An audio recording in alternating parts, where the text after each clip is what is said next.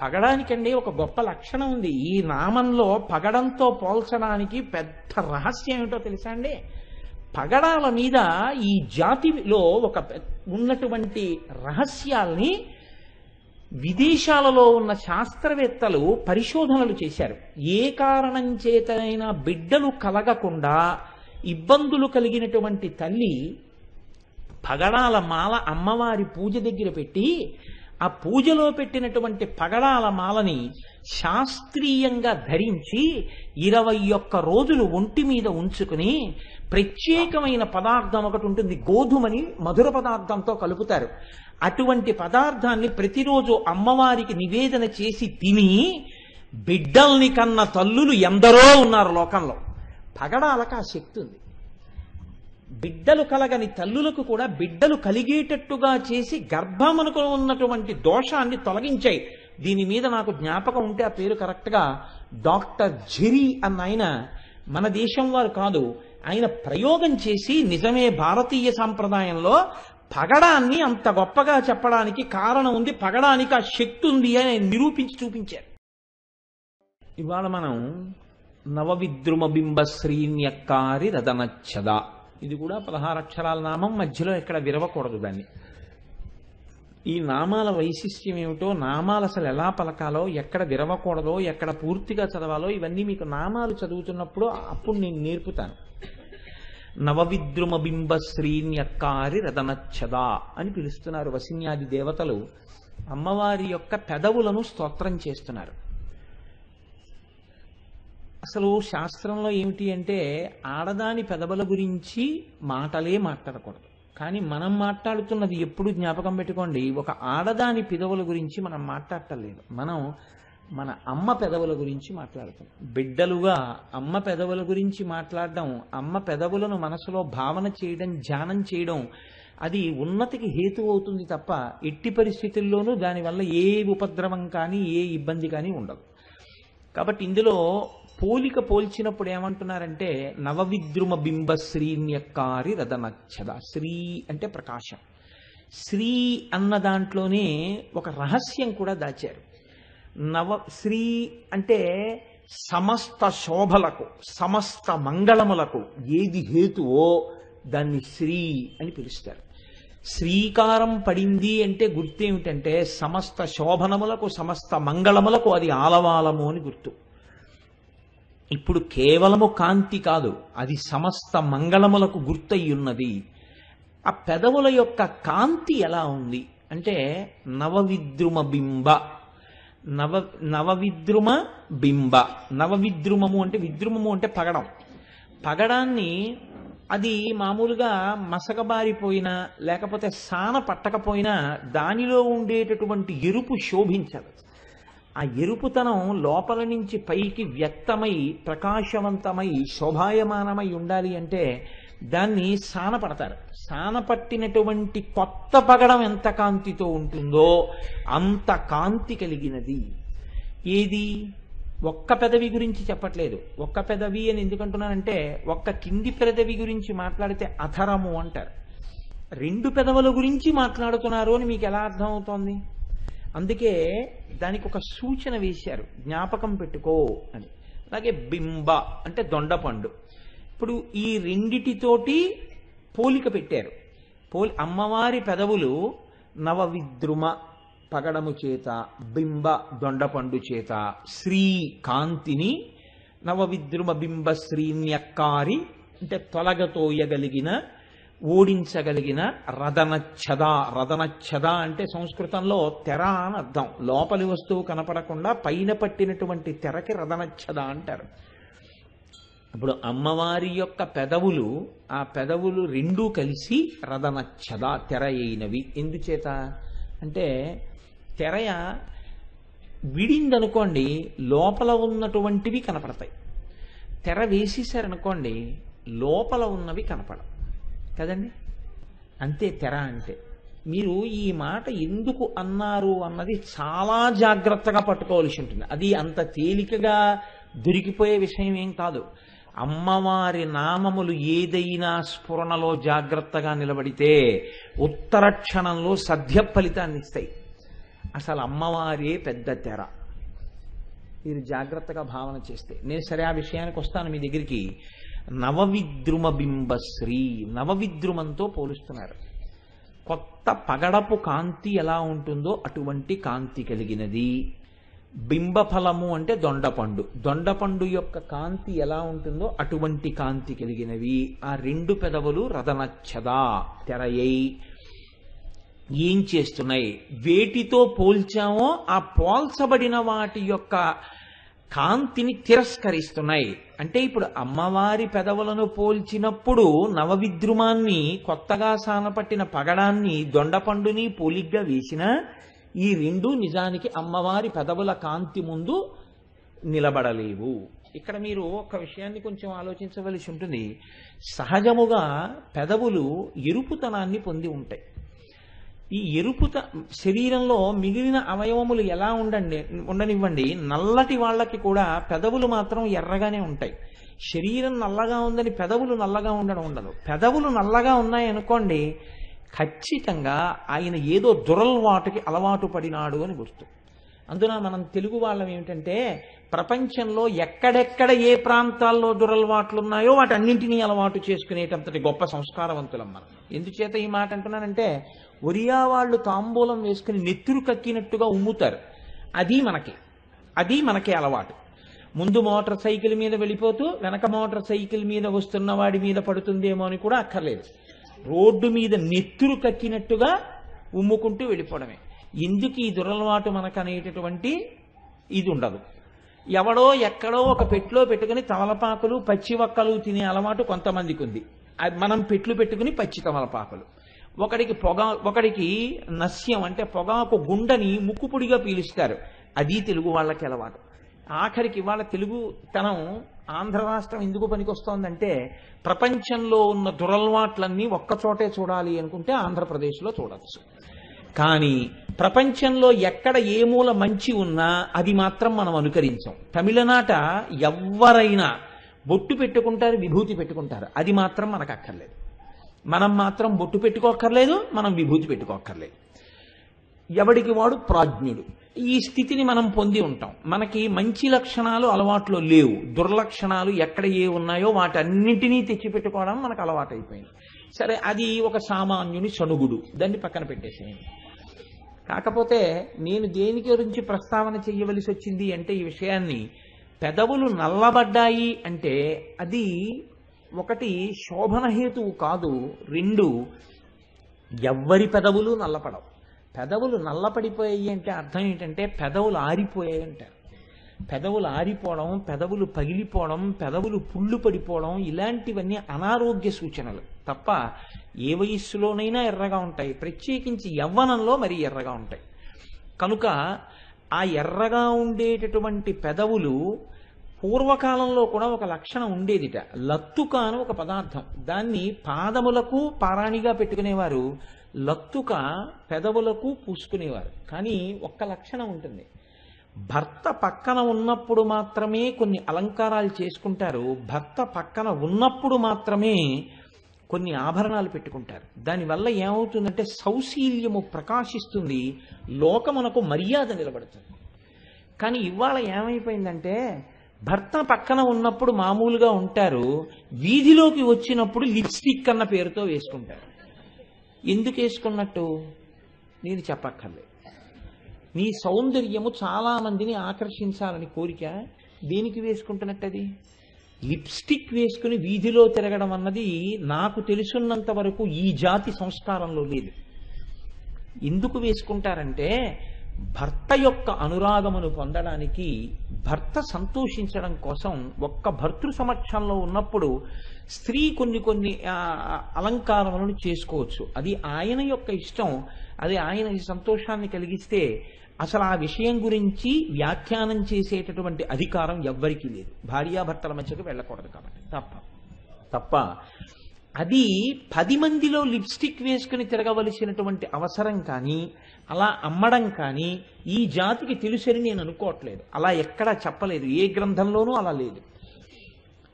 అలా వేసుకు తిరిగితే ఇంకొక రకంగా ఆలోచించవలసి వస్తుంది. దీన్ని భాగవతంలో నిరసించాడు కృష్ణ భగవానుడు. సరే, ఇప్పుడు నేను ఆ కోణం నాకెందుకు, నేను మాతృస్వరూపం గురించి మాట్లాడుతున్నాను కాబట్టి ఆ నిరసన గురించి నేను మాట్లాడను. కనుక చూడండి, నవవిద్రుమ బింబ శ్రీన్యక్కారిరదనచ్చదా, అమ్మవారి పెదవులు చాలా ఎర్రతనంతో ఆ ఎరుపులోంచి ఒక కాంతి ఉంది. నేను మీతో విజ్ఞాపన చేసి ఉన్నాను, అమ్మవారి ఎరుపు కేవలం పేలవమైన ఎరుపు కాదు. ఎందుచేత అంటే కొన్ని కొన్ని ఎరుపులు ఉంటాయి, ఆ ఎరుపు చూడగానే జుగుప్స కల్పిస్తుంది, అబ్బా అనిపిస్తుంది, కానీ మీకు శోభస్కరంగా ఉండదు. ఒక వ్రణం, ఒక కురుపు చాలా ఎర్రగా ఉందనుకోండి, అది ఎంత సూర్యకిరణాలు పడి మిరిసిపోతున్నా ఇది కురుపులా ఉంది అని ఎవరందరం, ఎందుకు అది హీనోపమానం, దాని యందు ప్రకాశం ఉండదు, దాని యందు బాధ ఉంటుంది. అమ్మవారి పెదవులను పోల్చేటప్పుడు చాలా గొప్ప మాట అంటున్నారు, శ్రీ, ఆ శోభ ఎటువంటి శోభ, ఎటువంటి కాంతి ఆ కాంతి అంటే దొండపండు యొక్క కాంతిని, నవవిద్రుమము యొక్క కాంతిని తిరస్కరించగలిగినది. ఇక్కడ మీరు ఒక్క విషయాన్ని ఆలోచించండి, అమ్మవారు నిత్య యవ్వన కాబట్టి ఆవిడ పెదవులు ఎప్పుడూ అలా ఎర్రగా ఉండడంలో పెద్ద ఆశ్చర్యం ఏం లేదు. రదనచ్చదా, ఆ పెదవులు మూసుకుని ఉన్నాయి అంటే ఇప్పుడు పెదవులు విప్పితే ఏమవుతుందన్న విషయం మీకు చెప్పట్లేదని గుర్తు కదండి. పెదవులు ఇలా విచ్చుకునున్న రెండు పెదవులు కనపడతాయి, కానీ అలా విచ్చుకుని ఉంటే రెండు పెదవులే కనపడతాయంటే తప్పు, ఇంకా కనపడతాయి కొన్ని. కాబట్టి వాళ్ళు ఏది మాట్లాడుతున్నారు అంటే మీరు చాలా జాగ్రత్తగా దాన్ని ధ్యానం చేస్తే ఆ నామాన్ని అని కూర్చున్న అమ్మవారి గురించి మాట్లాడుతున్నారు. ఆ నోరు విప్పలేదు, ఆవిడ విప్పకుండా కూర్చుంది. అలా విప్పకుండా కూర్చున్నటువంటి అమ్మవారు ఎవరున్నారో ఆ తల్లి యొక్క పెదవులు రదనచ్చదా, తెరవలే ఉన్నవి. ఇప్పుడు ఈ తెర ఉంటే ఏమైంది, వెనక ఏముందో మీకు తెలియదు. తెర అన్నది దేనికి ఉపయోగపడుతుందంటే వెనక ఉన్నటువంటి వస్తువును తెలియచేయకుండా ఉంచేదాన్ని తెర అంటారు. అసలు అద్వైత సంప్రదాయంలో అమ్మవారే ఒక పెద్ద తెర. అంటే శ్రీ విద్యా సంప్రదాయమునందు ఆవిడ మహారాజ్ఞి, పరిపాలకురాలు, ఆవిడ మోక్షాన్ని ఇవ్వగలదు. అద్వైత సంప్రదాయమునందు అమ్మవారిని మాయాశక్తిగా చెప్తారు. దానివల్ల వచ్చేటటువంటి దోషము లేదు, దానివల్ల అమ్మవారిని తక్కువ చేసినట్టు కాదు. ఆ మాయ పరబ్రహ్మము యొక్క శక్తి. ఈ మాయ అన్నది అమ్మవారు ఏం చేస్తుంది అంటే చాలా గమ్మత్తుగా ఉంటుంది. అమ్మవారు వేసేటటువంటి మాయా అనబడేటటువంటి అవనిక తెర వల్ల మీకు ఒక నష్టం కలుగుతూ ఉంటుంది. ఏమిటా నష్టం అంటే శివదర్శనం కలగదు, అంటే ఆత్మదర్శనం అవదు, ఈశ్వర దర్శనం అవదు. ఎప్పుడూ బహిర్ముఖంగా తిరుగుతూ ఉంటాడు, ఎప్పుడు ఇంద్రియముల చేత సుఖములను అనుభవిస్తూ ఉంటాడు. అందుకే అమ్మవారి యొక్క మూర్తి చాలా గమ్మత్తయింది. ఎందుకో తెలుసా అండి? సింధూరారుణ విగ్రహం త్రినయనాం మాణిక్య మౌళి స్ఫురత్ తారానాయక శేఖరాం స్మితముఖీం ఆపీనవక్షోరుహాం. ఇవి ఆవిడ మహారాజ్ఞీ తత్వాన్ని, ఆవిడ యొక్క అమ్మతనాన్ని చెప్తాయి. ఇది తారానాయక శేఖరాం స్మితముఖీం ఆపీనవక్షోరుహాం వరకు. కానీ పాణిభ్యాం అలిపూర్ణరత్న చషకం ఇక్కడొచ్చింది. అమ్మవారు చేతిలో ఒక బంగారు పాత్ర పట్టుకుంది. ఇప్పుడు ఈ బంగారు పాత్రలో ఏముంది? అందులో తేనె ఉంది అనుకోండి, సమయాచారాన్ని బట్టి తేనె ఉంది. ఆ తేనె కోసం గండు తుమ్మెదలు మూగుతున్నాయి. ఆవిడ ఒక చేతిలో తామర పువ్వు పట్టుకుంది. రత్న ఘటస్థ రక్త చరణాం, ఆ తల్లి ఒక కుండ వంటి ఆకారము కలిగినటువంటి రత్నములతో చేయబడిన పాదపీఠం మీద తన పాదాలు పెట్టింది. ఇప్పుడు ఇలా తామర పువ్వుని, ఇలా తేనె పాత్రని పట్టుకుంది. దాని మీద తుమ్మెదలు ముసురుతున్నాయి. ఆవిడ ఏం చేస్తుందంటే, ఈ చేతిలో తామర పువ్వు ఎందుకో తెలుసా అండి? ఈ తామర పువ్వు మీ యొక్క హృదయం, మీ హృదయం భగవంతుడి పట్ల భక్తి అన్న తేనెతో నిండితే అక్కడికి వస్తుంది తుమ్మెద. ఇక్కడ ముసిరే తుమ్మెదలు వేరు, పరమేశ్వరుడు అనబడేటటువంటి తుమ్మెద అప్పుడు ఆ పువ్వు దగ్గరికి వస్తుంది. అందుకే ఈశ్వరుడికి ఒక పేరు రసగ్రాహి. రసగ్రాహి అంటే తేనె తాగుతాడు. ఏ తేనె? ఇక్కడ ఉన్న భక్తి తేనె. ఇప్పుడు ఈ హృదయం ఏమవ్వాలి? హృత్పుండరీకం, అది ఒక పద్మం అవ్వాలి. ఆ పద్మములో ఏముండాలి? స్వచ్ఛత ఉండాలి. ఏమిటా స్వచ్ఛత అంటే అనుష్ఠానమునందు భగవంతుని యందు భక్తి, స్పష్టంగా తెలుస్తూ ఉండాలి. ఈ భక్తితో ఉండడం పువ్వు యొక్క స్వచ్ఛత, దీనికి సుగంధం ఉండాలి. ఈ సుగంధము ఒక్క పూజామందిరంలో ఈశ్వరుణ్ణి చూడడం కాదు, అంతటా భగవద్ దర్శనం కోసం వెంపర్లాట ఉండాలి. ఈ రెండు ఎక్కడుంటాయో అక్కడికి ఆయనే వస్తాడు, సారగ్రాహి. వచ్చి ఏం చేస్తాడు? ఆయన ఈ తేనె తాగుతాడు. అందుకే శంకరులు అంటారు, భృంగీఛా నటనోత్కట కరిమదగ్రాహీ స్ఫురన్మాధవా హ్లాదో నాదయుతో మహాసితవపు పంచేషు నాచాధృత సత్పక్ష సుమనోవనేషు నపున సాక్షాన్మదీయే మనోరాజీవే భ్రమరాధిపో విహరతాం శ్రీశైలవాసీ విభు అంటారు. మనోరాజీవే భ్రమరాధిపో విహరతాం. మనోరాజీవము అంటే మనస్సనబడేటటువంటి తామర పువ్వు మీద విహరించేటటువంటి గండు తుమ్మెద అన్నారు. భ్రమరాంబ అమ్మవారు, భ్రమరాంబకి మొగుడు భ్రమరాధిపతి గండు తుమ్మెద, మగ తుమ్మెద అవ్వాలి. ఇప్పుడు సారగ్రాహి అయినటువంటి పరమేశ్వరుడు భక్తుడి యొక్క హృదయము మీద తిరుగుతూ ఆ భక్తి అనేటటువంటి తేనె తాగడానికి సిద్ధమై ఉంటాడు. ఎవరు అమ్మవారి పాదముల మీద వాలుతారో, ఎవరు అమ్మవారికి నమస్కారం చేసి భక్తిని కోరుకుంటారో అటువంటి వారు ఈ తామర పువ్వు దగ్గరికి వెళ్ళేటట్టు చేస్తుంది. ఈ తామర పువ్వుతో మీ మనస్సుని ఈశ్వరుడు వాలవలసినటువంటి పద్మంగా మారుస్తుంది. ఎవడు ఇంద్రియ లంపటంతో ఉండి అమ్మవారి పాదముల వంక చూడడో వాడికి తేనె మీద ముసిరేటట్టు చేస్తుంది. అంటే ఆవిడేమనదు, ఇంద్రియ సుఖములను ఇచ్చేస్తుంది. మృత్యు అంటే ఏమిటో తెలుసా అండి? చాలా చమత్కారం. ఇంద్రియ సుఖముల యందు మగ్నుడగుట అంతే మృత్యు అంటే. ఇంద్రియములతో సుఖం అనుభవించడం తప్ప ఎప్పుడూ ఈశ్వరుడి వైపుకి తిరగడం చేత కాదనుకోండి. భగవంతుడి నామం చెప్పడంలో, భగవత్ పూజ చేయడంలో, భగవత్ కథ వినడంలో జీవితం మొత్తం మీద ఒక్కసారి ఈ కన్నులు చెమర్చలేదనుకోండి, ఆ బతుకు కాదు. ఎందుకు చెమర్చవో తెలుసా అండి? ఆర్ద్రత లేదనమాట. అసలు సీతమ్మ తల్లి కథ చెప్పండి, దేవీ భాగవతం చెప్పండి, భాగవతం చెప్పండి, లలితా సహస్రం చెప్పండి, వాడికి అది ఎందుకు పనికి వస్తుందంటే వాడికి కాసేపు కాలక్షేపానికి కూర్చుంటే తప్ప ఆర్ద్రత లేదు. ఆ మనస్సు కదలదు, ఆ మనస్సు సంతోషాన్ని పొందదు. ఎక్కడ మనస్సు కదిలిపోతుందో, ఎక్కడ ఆ ఈశ్వరుడు యొక్క వైభవం వినడం చేత గొప్ప ఆనందం కలిగి కన్నుల వెంట నీరు కారుతుందో, వినగా వినగా వెళ్ళి భగవంతుడి పాదముల మీద ఒక పువ్వు వేసేటప్పుడు, ఒక శ్లోకం చదివేటప్పుడు ఆనందం చేత కన్నులు చెమరుస్తాయో, ఎవడి కన్నులు చెమర్చడం నేర్చుకున్నాయో ఈశ్వరుడి యొక్క గొప్పతనానికి, భక్తుడి యొక్క గొప్పతనానికి, ఆ హృదయము రసాస్వాదనమునకు ఈశ్వరుడికి సిద్ధమైన వస్తువై ఉన్నది. మీ కన్నులు ఎప్పుడైనా అలా చెమర్చాయా? అందుకే మీ ఏడుపు మీకు అగ్ని పరీక్ష. ఎన్నింటికి ఏడుస్తాం అక్కర్లేని వాటికి. ఒక్కసారి ఎప్పుడైనా ఈశ్వరుడి విషయంలో ఆనంద భాష్పాలు కారాయా? ఎప్పుడైనా ఒక్కసారి కళ్ళు చెమర్చాయా? ఒక్కసారి ఎప్పుడైనా రామాయణం చదువుతుంటే ఆ రామచంద్రమూర్తి యొక్క ధర్మనిరతి గురించి చదివి నీ కళ్ళు తడిసిన సందర్భం ఉందా?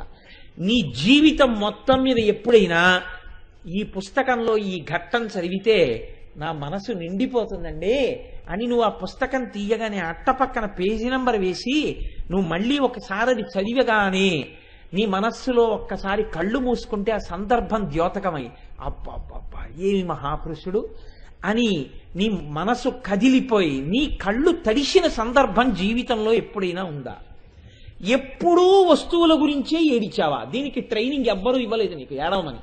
పుట్టుక ఏడుపు, చావు ఏడుపు, రెండిటి మధ్య ఉంచుకున్నది ఏడుపి తప్ప నీకు ఏడుపుతో పుట్టినవాడివి ఏడవకుండా నవ్వుతూ వెళ్ళిపోగలిగినటువంటి స్థితి కోసం బోధంతా వచ్చింది. ఇది నేను కాదు, నేను ఆత్మని అని తెలుసుకుని పరమ సంతోషంగా చిరునవ్వుతో ఈ శరీరాన్ని కట్టిన బట్ట విప్పినంత తేలికగా ఈ శరీరాన్ని విడిచిపెట్టగలిగినటువంటి జ్ఞానసిద్ధి కొరకు, అంతటి భక్తి కొరకు నువ్వు ఆ బోధని విని లోపల జీర్ణం చేసుకుంటున్నావా? అలా కాకపోతే బతుకంతా ఏడుపే. పుట్టినప్పుడు ఏడిచావు, వెళ్ళిపోయినప్పుడు ఏడిచావు. నిన్ను తలుచుకుని ఏడిచే రోజంటూ ఉంటే మీరు చూడండి, లోకంలో అన్నిటి కోసము ఏడిచి ఏడిచి ఏడిచి ఏడిచి బతికిన వాడి కోసం ఏడిచేవాళ్ళు 5-6 రోజులే ఉంటారు. నేను ఈ మాట ఎందుకంటున్నానో తెలుసా అండి, గరుడ పురాణాన్ని ఆధారం చేసి చెప్తున్నాను. జీవుణ్ణి తీసుకెళ్లరు, పైన నించోబెడతారు. చూడవాయా ఏమిటి అంత బాధపడిపోతున్నావు రావడానికి, మేమేం బలవంతంగా తీసుకెళ్ళాం, చూడొచ్చు నువ్వు 11 రోజులు నిన్ను అనుమతిస్తా ఉంటారు. నించుంటాడు జీవుడు, వాడు చూసుకుంటాడు వాడి దేహాన్ని. తన శరీరం కట్టెలలో కాలుతుండగా చూస్తాడు, అరే దీనికి కదురా ఇన్ని ఫెయిల్ అండ్ లవ్లీలు రాశాను, ఇంత పౌడర్ రాశాను, దీనికి కదా ఇంత అన్నం పెట్టాను, దీనికి కదా ఇన్ని పంచెలు కట్టాను, ఇది ఎంత నిర్దాక్షిణ్యంగా కాలిపోతోందిరా అని తెల్లబోతాడు. అది కాలి బూది అయిపోతుంది. కొడుకు మొదటి రోజు ఏడుస్తూ కూర్చుంటాడు, 2 రోజులు అవుతుంది, 3 రోజులు అవుతుంది, 4వ రోజున కొద్దిగా దుఃఖం ఉపశమించిన తర్వాత అయిన వాళ్ళు వచ్చి ఒకసారి బీరువా తీద్దామంటారు. బీరువా తీసిన తర్వాత దేవాలయాలకన్నిటికీ దానం చేసిన రసీదులే కనపడ్డాయనుకోండి, అందులో ఆయన సొమ్మేం పోయిందయా, ఇచ్చేశాడు, మీరు ఎలా పోతే ఆయనకి ఎందుకంటారు. చాలా నిర్దాక్షిణ్యంగా ఉంటుందండి, మీకు తెలియని విషయాలు కావు. ఎంత అదృష్టవంతుడివయ్యా అటువంటి వాడికి కొడుకువయ్యావు అనేవాడు ఉండడు లోకంలో. మీరు ఎంత చెయ్యండి ఎంత ఇవ్వండి ఇంకా ఇవ్వలేదని ఏడిచేవాళ్లే ఉంటారు దేహబంధువులు. ఇటువంటి తండ్రికి నేను కొడుకుననేవాడు ఎక్కడో ఉంటాడు. 11 రూపాయలతో గోదానం చేసేవాడే కానీ నిజంగా ఆవును తెచ్చి దానం చేసేవాళ్ళే లేరు. 9 రోజులు అవుతుంది, 10 రోజులు అవుతుంది, వీడంటాడు నేను ఎన్ని కుటుంబాలు చూశానో.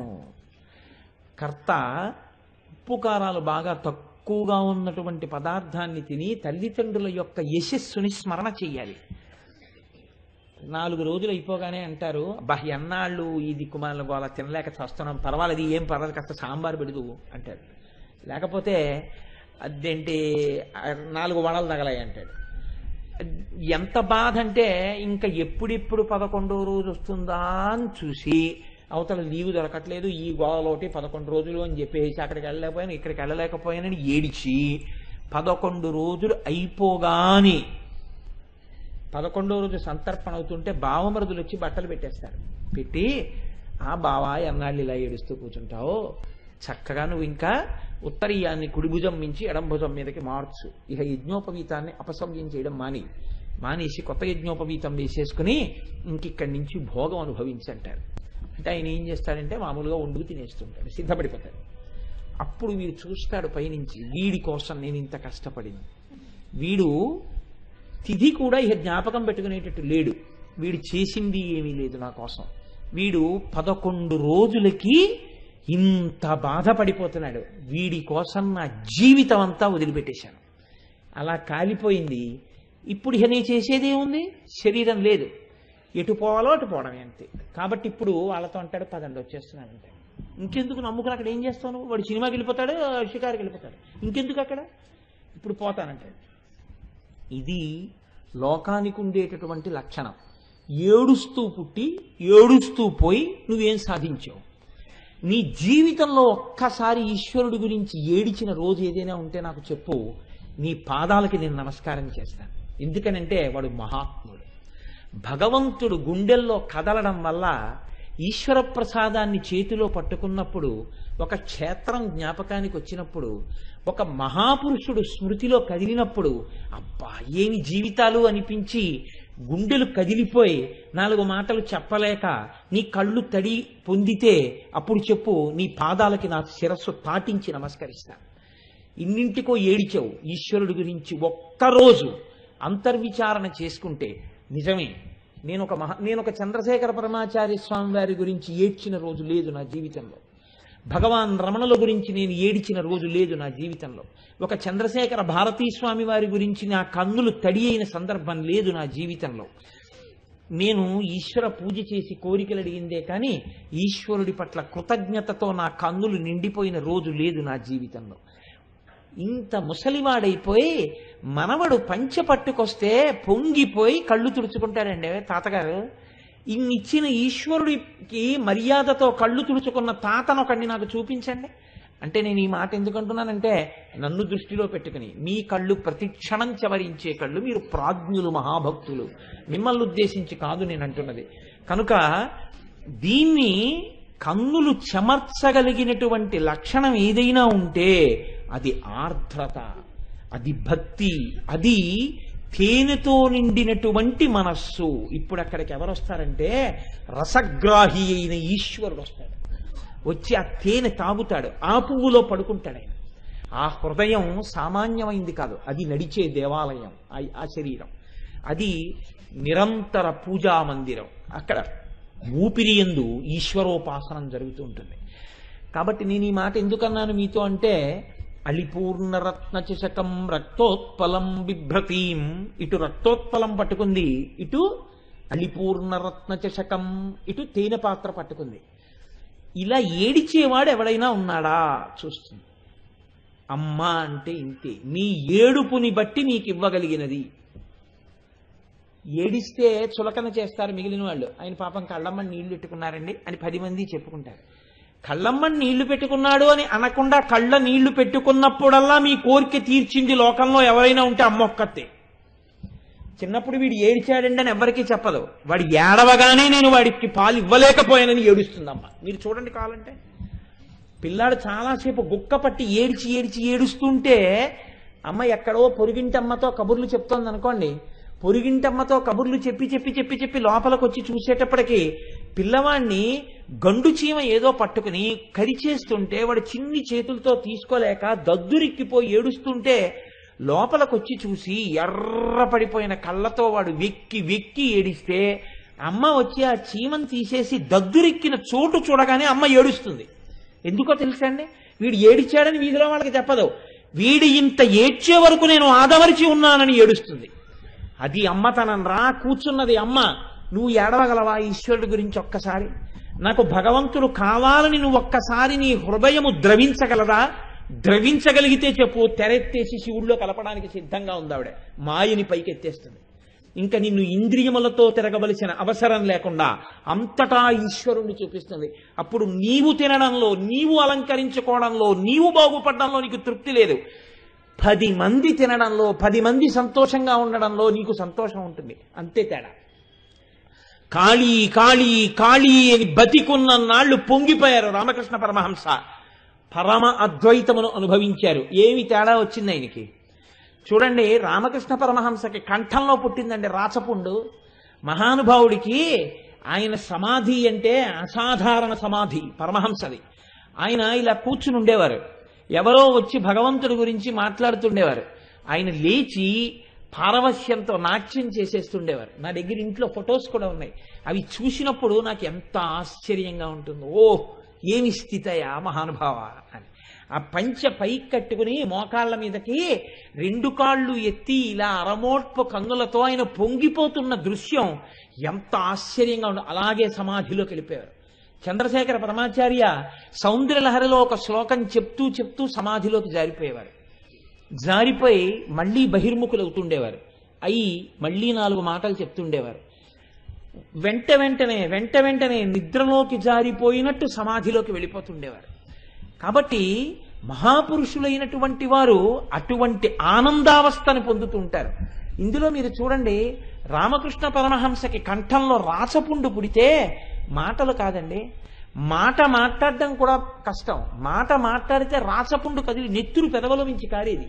అటువంటి స్థితిలో వివేకానందుడు అన్నాడు, మీరు ఖాళీ ఖాళీ అంటే అమ్మవారు మీతో మాట్లాడుతుంది.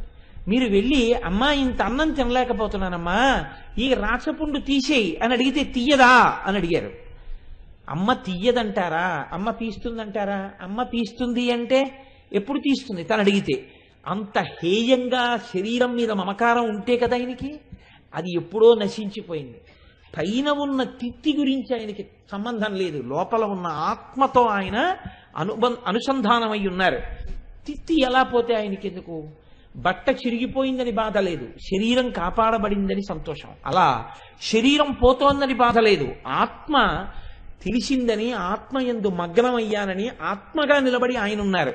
ఆయన ఏమీ అనలేదు. అప్పుడు కూడా ఆయన గురుత్వం చూడండి, ఇది గురువు అంటే. అందుకే భగవాన్ రమణులు ఒక మాట అంటారు, గురువు అనగా ఎవరు? ఆత్మని అనుభవించినటువంటి గురువు ఎలా ఉంటాడు అంటే ఆయన అన్నారు, చెరుకు కర్రని కత్తితో నరికితే, కత్తిని నాలికతో నాకితే తీయగా ఉంటుంది. ఎవరు? నరికిన కత్తి. చెరుకు కర్రని మరలో పెట్టి తిప్పితే, మరని నాకితే మర తీయగా ఉంటుంది. చెరుకు కర్రని పళ్ళ మధ్య పెట్టి నవిలితే నవిలిన పళ్ళు తీపెక్కుతాయి. పిప్పైపోయిన చెరుకు పక్కన పడిపోవచ్చేమో కానీ తీపినివ్వడం మాత్రం వదిలిపెట్టలేదు. అలాగే కష్టం వచ్చినా సుఖం వచ్చినా, పుండు పుట్టినా ఆరోగ్యంగా ఉన్నా, ఆ సుఖంగా ఉన్నా దుఃఖంగా ఉన్నా ఈశ్వరుడి పాదములను లోపల స్మరించకుండా ఉండలేని వాడెవడున్నాడో వాడు గురువు, వాడు భక్తి తత్పరుడు, వాడు రసహృదయం ఉన్నవాడు. వాడు మాత్రమే తాను అనుభవించగలడు, వేరొకరికి బోధించగలడు. లేనివాడు తానే అనుభవించవని వాడు వేరొకరికి ఏం బోధ చేస్తాడు, ఎవరిని గట్టెక్కిస్తాడు. అందుకే రామకృష్ణ పరమహంసని మీ కంఠంలో రాచపుండు పుట్టింది కదా, మీరు వెళ్ళి కాళికాదేవిని అడగకూడదా అని అడిగారు వివేకానందుడు. ఇప్పుడే వెళ్ళి అడిగొస్తానన్నారు. నిజంగా అడుగుతారా? లోపలికి వెళ్ళారు, అమ్మ ముందు నిలబడ్డారు. అమ్మ నవ్వింది. ఏమిలా వచ్చామని. ఏం లేదు, ఒకసారి నీ పాద దర్శనానికి వచ్చాను. ఆయనేం అడగలేదు, బయటికి వచ్చారు. వివేకానందుడు ఎదురు చూస్తున్నాడు. అడిగారా అన్నాడు. అడిగాను. ఏమందమ్మా? ఇన్ని కంఠాలతో తింటున్నది నువ్వు కాదా అని అడిగింది అన్నారు. అప్పుడు కూడా రమణులు చెప్పింది మహానుభావుడు ఎంత గొప్ప మాట చెప్పారండి. మరలో తిరుగుతున్న చెరుకు కర్రై తీపిని అందించింది. కంఠమునందు రాచపుండుండి మాట్లాడితే నెత్తురు పడే వ్యక్తి అప్పుడు కూడా శిష్యుణ్ణి ఉద్ధరించే మాటలే మాట్లాడారు. ఇన్ని కంఠములతో తింటున్నది నువ్వు కాదా? నేను తింటేనే తిన్నదా? ఎవరు తిన్నా ఆ లోపల ఉన్న ఈశ్వరుడు తింటున్నాడు. ఈ స్థాయికి వెళ్ళిపోయారు పరమహంస. అందుకే ఆయన్ని పరమహంస అన్నారు. అటువంటి వారు ఉంటారు. వారు సనాతన ధర్మములకు గొడుగు. ఆయన ఈ ధర్మాన్ని నిలబెట్టారు. అటువంటి మహాపురుషులు లేనినాడు, ధర్మము ఆచరణాత్మకం కానినాడు, అనుష్ఠాన పర్యంతంలోకి రానినాడు ఎన్ని ప్రసంగాలు చేసినా, ఎన్ని మాటలు చెప్పినా అది శుష్క వేదాంతం అవుతుంది తప్ప తన అనుష్ఠానానికి తన ఆచరణకే పనికిరానిది ఇతరులకు చెప్పడానికి అధికారం ఏముంటుంది? అందుకనే ముందు తాను అనుభవించాలి, తాను అనుష్ఠించాలి, తాను ఆ సంతోషాన్ని పొందాలి. పొందితే తప్ప ఇతరులకి చెప్పడానికి తనకు అధికారాన్ని ఉండదు. అందుకే పరమహంస అంటారు, శిథిల దేవాలయమునందు శంఖమూదకు అన్నారు ఆయన. శిథిలమైపోయినటువంటి దేవాలయం, దాంట్లో పూజ లేదు. అక్కడికి వెళ్ళి శంఖం ఊదావు నువ్వు. ఊదితే ఆ శంఖనాదం విని గుళ్ళో పూజ అవుతోందని అందరూ వచ్చారు. నిన్ను చూసి గుళ్ళోకి వెళ్ళారు, అది అలాగే ఉంది బూజులు పట్టి. దూర్తుడా, ఎంత పని చేశావురా? పూజ లేని గుడికి శంఖం ఊదావు. మేము ఏమిటి గుడికి పునఃప్రతిష్ఠ అయిందా అని వచ్చాం అని వెళ్ళిపోయారు. శంఖం ఊదినవాడు నిందింపబడ్డాడు. నీది శిథిల దేవాలయం, నువ్వే దీన్ని బాగు చేసుకోలేదు. నీలో ఉన్న శివుడికే పూజ లేదు, నీలో ఉన్న పరమాత్మకి అభిషేకం లేదు, నీకే భక్తి లేదు, నీ హృదయమే రసగ్రాహిని పిలవలేదు. నువ్వు ఎవరి కోసం శంఖం ఊస్తావు? ముందు నీ ఇల్లు చక్కదిద్దు, నువ్వు అనుష్ఠించు, నువ్వు ప్రవర్తించు, నువ్వు ధర్మాన్ని పాటించు. ఆ తర్వాత 10 మందికి చెప్పు. అప్పుడు నువ్వు సరి అయిన దేవాలయ ముఖమంటపంలో నుంచి శంఖం ఊదిన వాడివి అవుతావు. కాబట్టి విన్నవాడికి ఎక్కువ మర్యాద, చెప్పేవాడికి ఎక్కువ మర్యాద దేనికి ఇస్తారు? ఆయన అనుష్ఠించి ఉన్నాడని మర్యాద. మీ అందరూ ఇంతమంది కింద కూర్చున్నారు, మీ అందరూ నాకన్నా అధికులే. మీరు ఎందుకు కింద కూర్చుని నాకు ఇంత వేదిక వేశారు అంటే మీకు ఒక నమ్మకం, నేను చెప్తున్నది నేను నమ్మానని, నేను లోపల చాలా సంతోషించి పొంగిపోతూ మీకు చెప్తున్నానని మీరు నమ్ముతున్నారు. మీరు నమ్మడానికి కనీసం అనుష్ఠించడం మాట దేవుడెరుగు. నాకు ఆ నమ్మకమే లేకుండా పుస్తకం పెట్టుకుని నేను చెప్తే లోపల నమ్మకం లేని పలుకులు నేను నా పెదవుల మించి పలికితే ఎవరిని ఉద్ధరించడానికి ఆ పలుకులు? నాకన్నా డబ్బుల కోసం నటించినటువంటి నటుడు కొన్ని కోట్ల రెట్లు యోగ్యుడవుతాడు.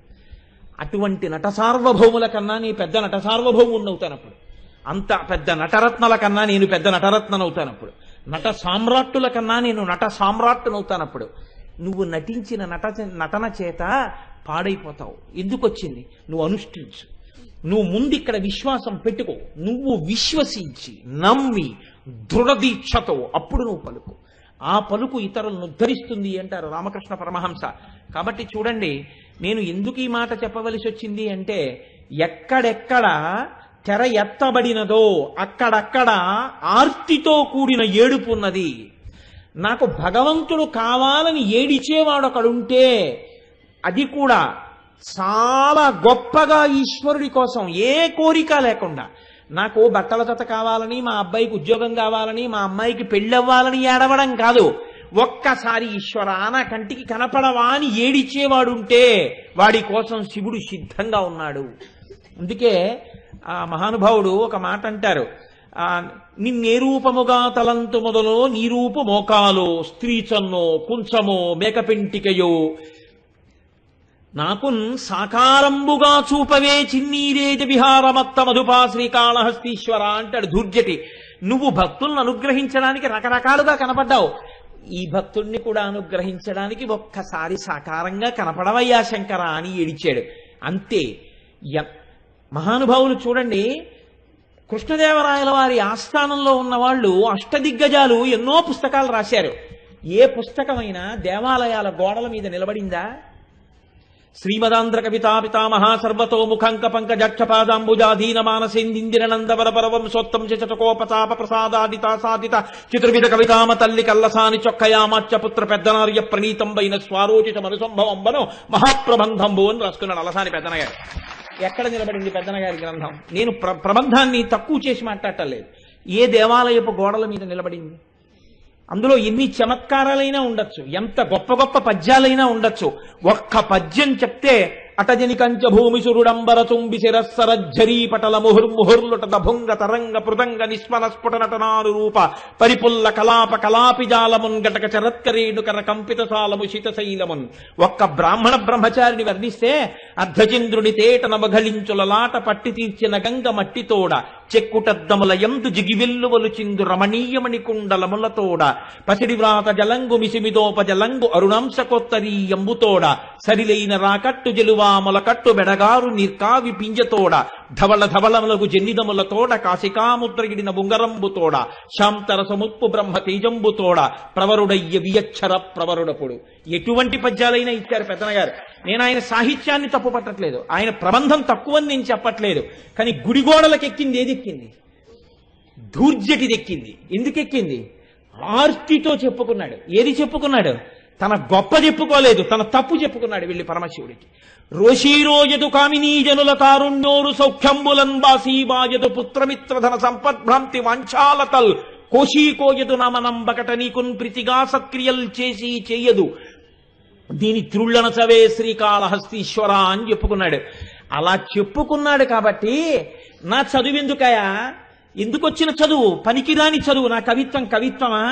నిన్ను చేరుకోవడానికి ఇది ఉపాసన వస్తువు కాకపోతే, నా కవిత్వము నా పాండిత్యము నీ పాదముల ముందు దీపం కాలేకపోతే, నీ దర్శనానికి ఇది హేతువు కాలేకపోతే నా విద్య ఎందుకు పనికొస్తుందయా అన్నారు. బిరుదుల కోసమని చెప్పేసి కవిత్వం చెప్పుకోలేదు ధూర్జటి.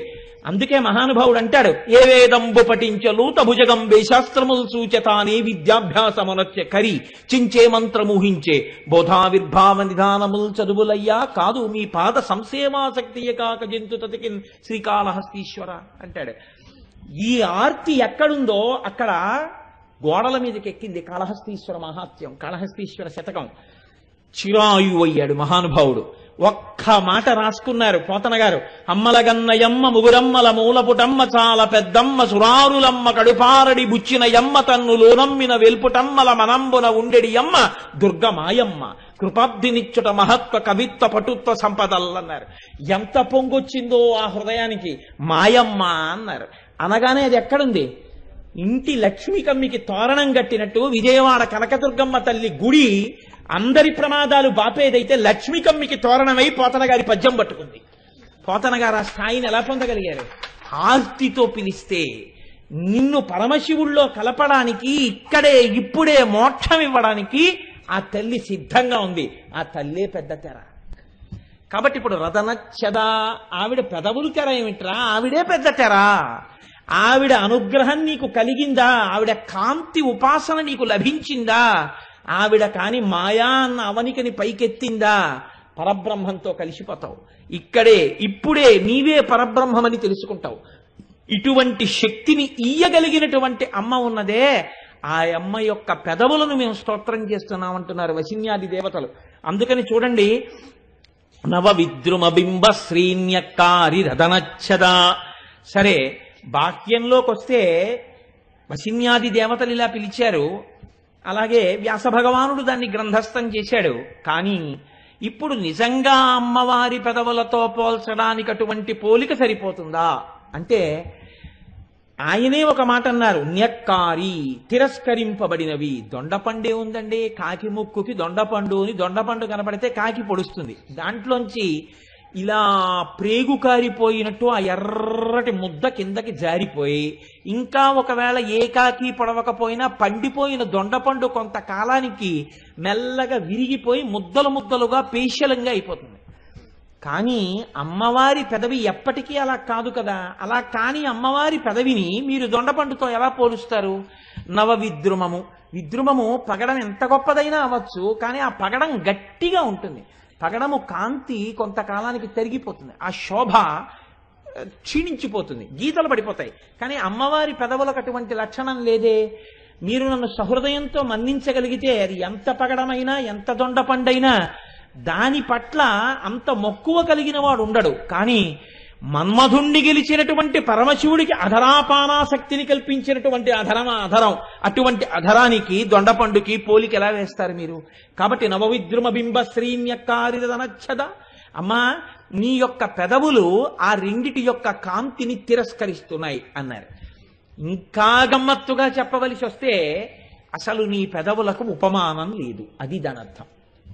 అంటే లోకంలో పెదవి గురించి చెప్పాలి అంటే సమాన ధర్మం ఉన్నటువంటి ఏ రెండింటిని తీసుకొచ్చి వేయడం మాత్రమే కుదురుతుందో, ఆ రెండు వస్తువులు పక్కకి తీసుకొచ్చి పెట్టినా కూడా అవి రెండు నిలబడలేకపోయాయంటే ఇంకా మేము ఎక్కడి నుంచి తీసుకొస్తాం సృష్టిలో?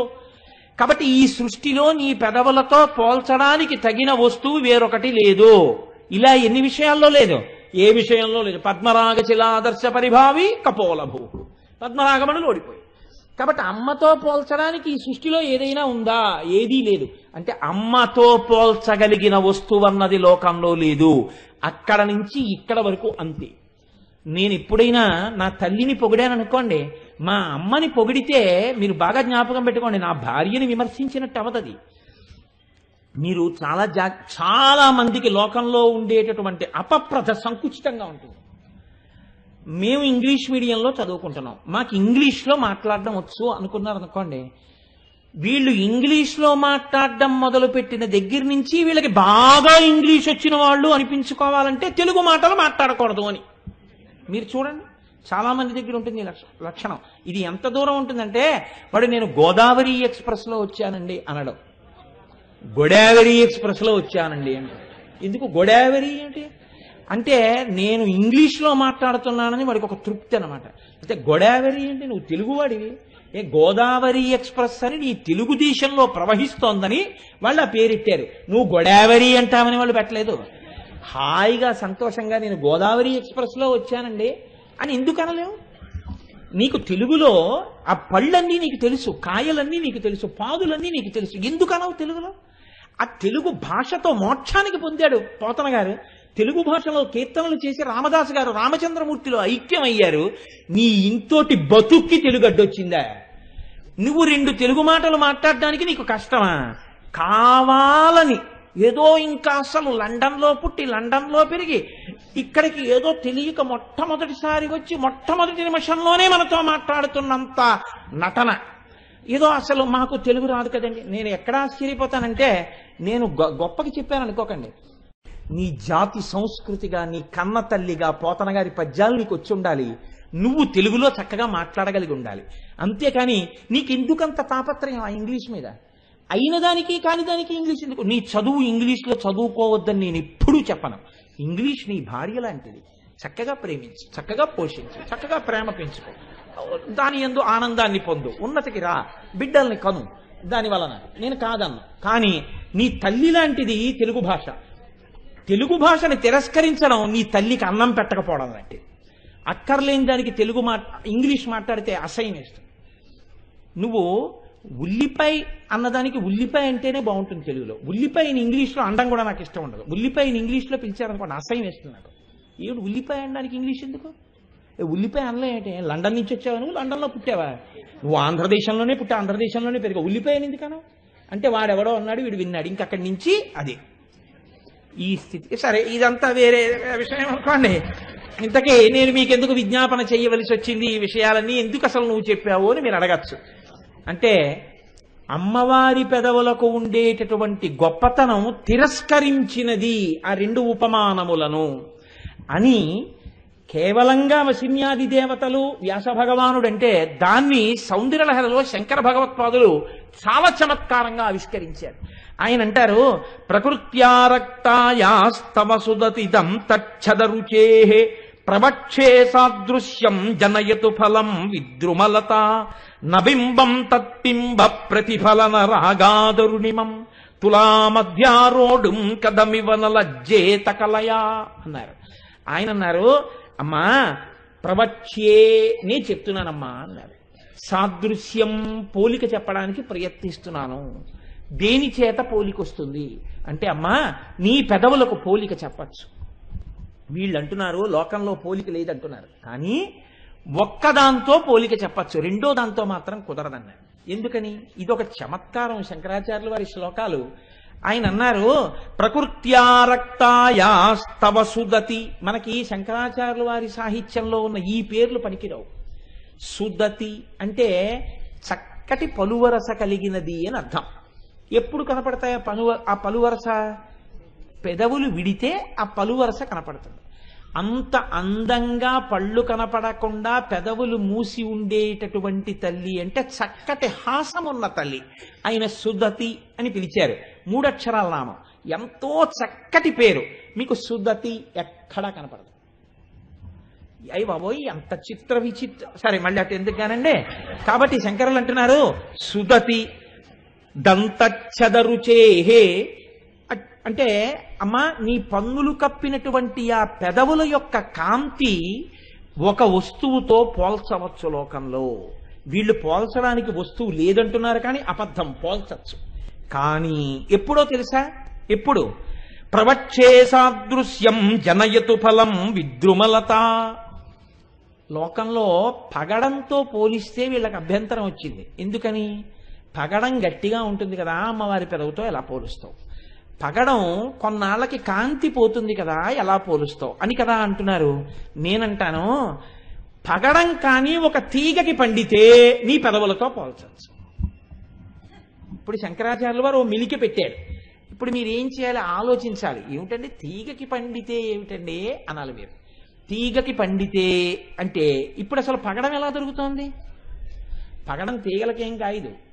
పగడం ఒక రాయి కాబట్టి భూమిలోనే దొరుకుతుంది అంతే. పగడానికండి ఒక గొప్ప లక్షణం ఉంది. ఈ నామంలో పగడంతో పోల్చడానికి పెద్ద రహస్యం ఏమిటో తెలుసా అండి?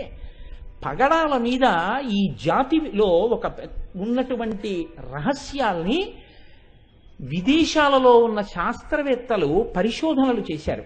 ఏ కారణం చేతనైనా బిడ్డలు కలగకుండా ఇబ్బందులు కలిగినటువంటి తల్లి పగడాల మాల అమ్మవారి పూజ దగ్గర పెట్టి, ఆ పూజలో పెట్టినటువంటి పగడాల మాలని శాస్త్రీయంగా ధరించి 21 రోజులు ఒంటి మీద ఉంచుకుని ప్రత్యేకమైన పదార్థం ఒకటి ఉంటుంది, గోధుమని మధుర పదార్థంతో కలుపుతారు. అటువంటి పదార్థాన్ని ప్రతిరోజు అమ్మవారికి నివేదన చేసి తిని బిడ్డల్ని కన్న తల్లులు ఎందరో ఉన్నారు లోకంలో. పగడాలకు ఆ శక్తి ఉంది. బిడ్డలు కలగని తల్లులకు కూడా బిడ్డలు కలిగేటట్టుగా చేసి గర్భమునకు ఉన్నటువంటి దోషాన్ని తొలగించాయి. దీని మీద నాకు జ్ఞాపకం ఉంటే ఆ పేరు కరెక్ట్గా డాక్టర్ జెరీ అన్న ఆయన, మన దేశం వారు కాదు, ఆయన ప్రయోగం చేసి నిజమే భారతీయ సాంప్రదాయంలో పగడాన్ని అంత గొప్పగా చెప్పడానికి కారణం ఉంది, పగడానికి ఆ శక్తి ఉంది అని నిరూపించి చూపించారు. కాబట్టి పగడం అంత గొప్పది. అందుకే పగడం తలుచుకుంటే అమ్మతనం ఉంటుంది అందులో. అందుకని పగడం వేసి చెప్పడం. ఇప్పుడు శంకరులు అంటున్నారు, కేవల పగడం సరిపోదు అంటున్నారు కదా, తీగకు పగడం పండితే నీ పెదవులకు పోలిక ఇచ్చలే.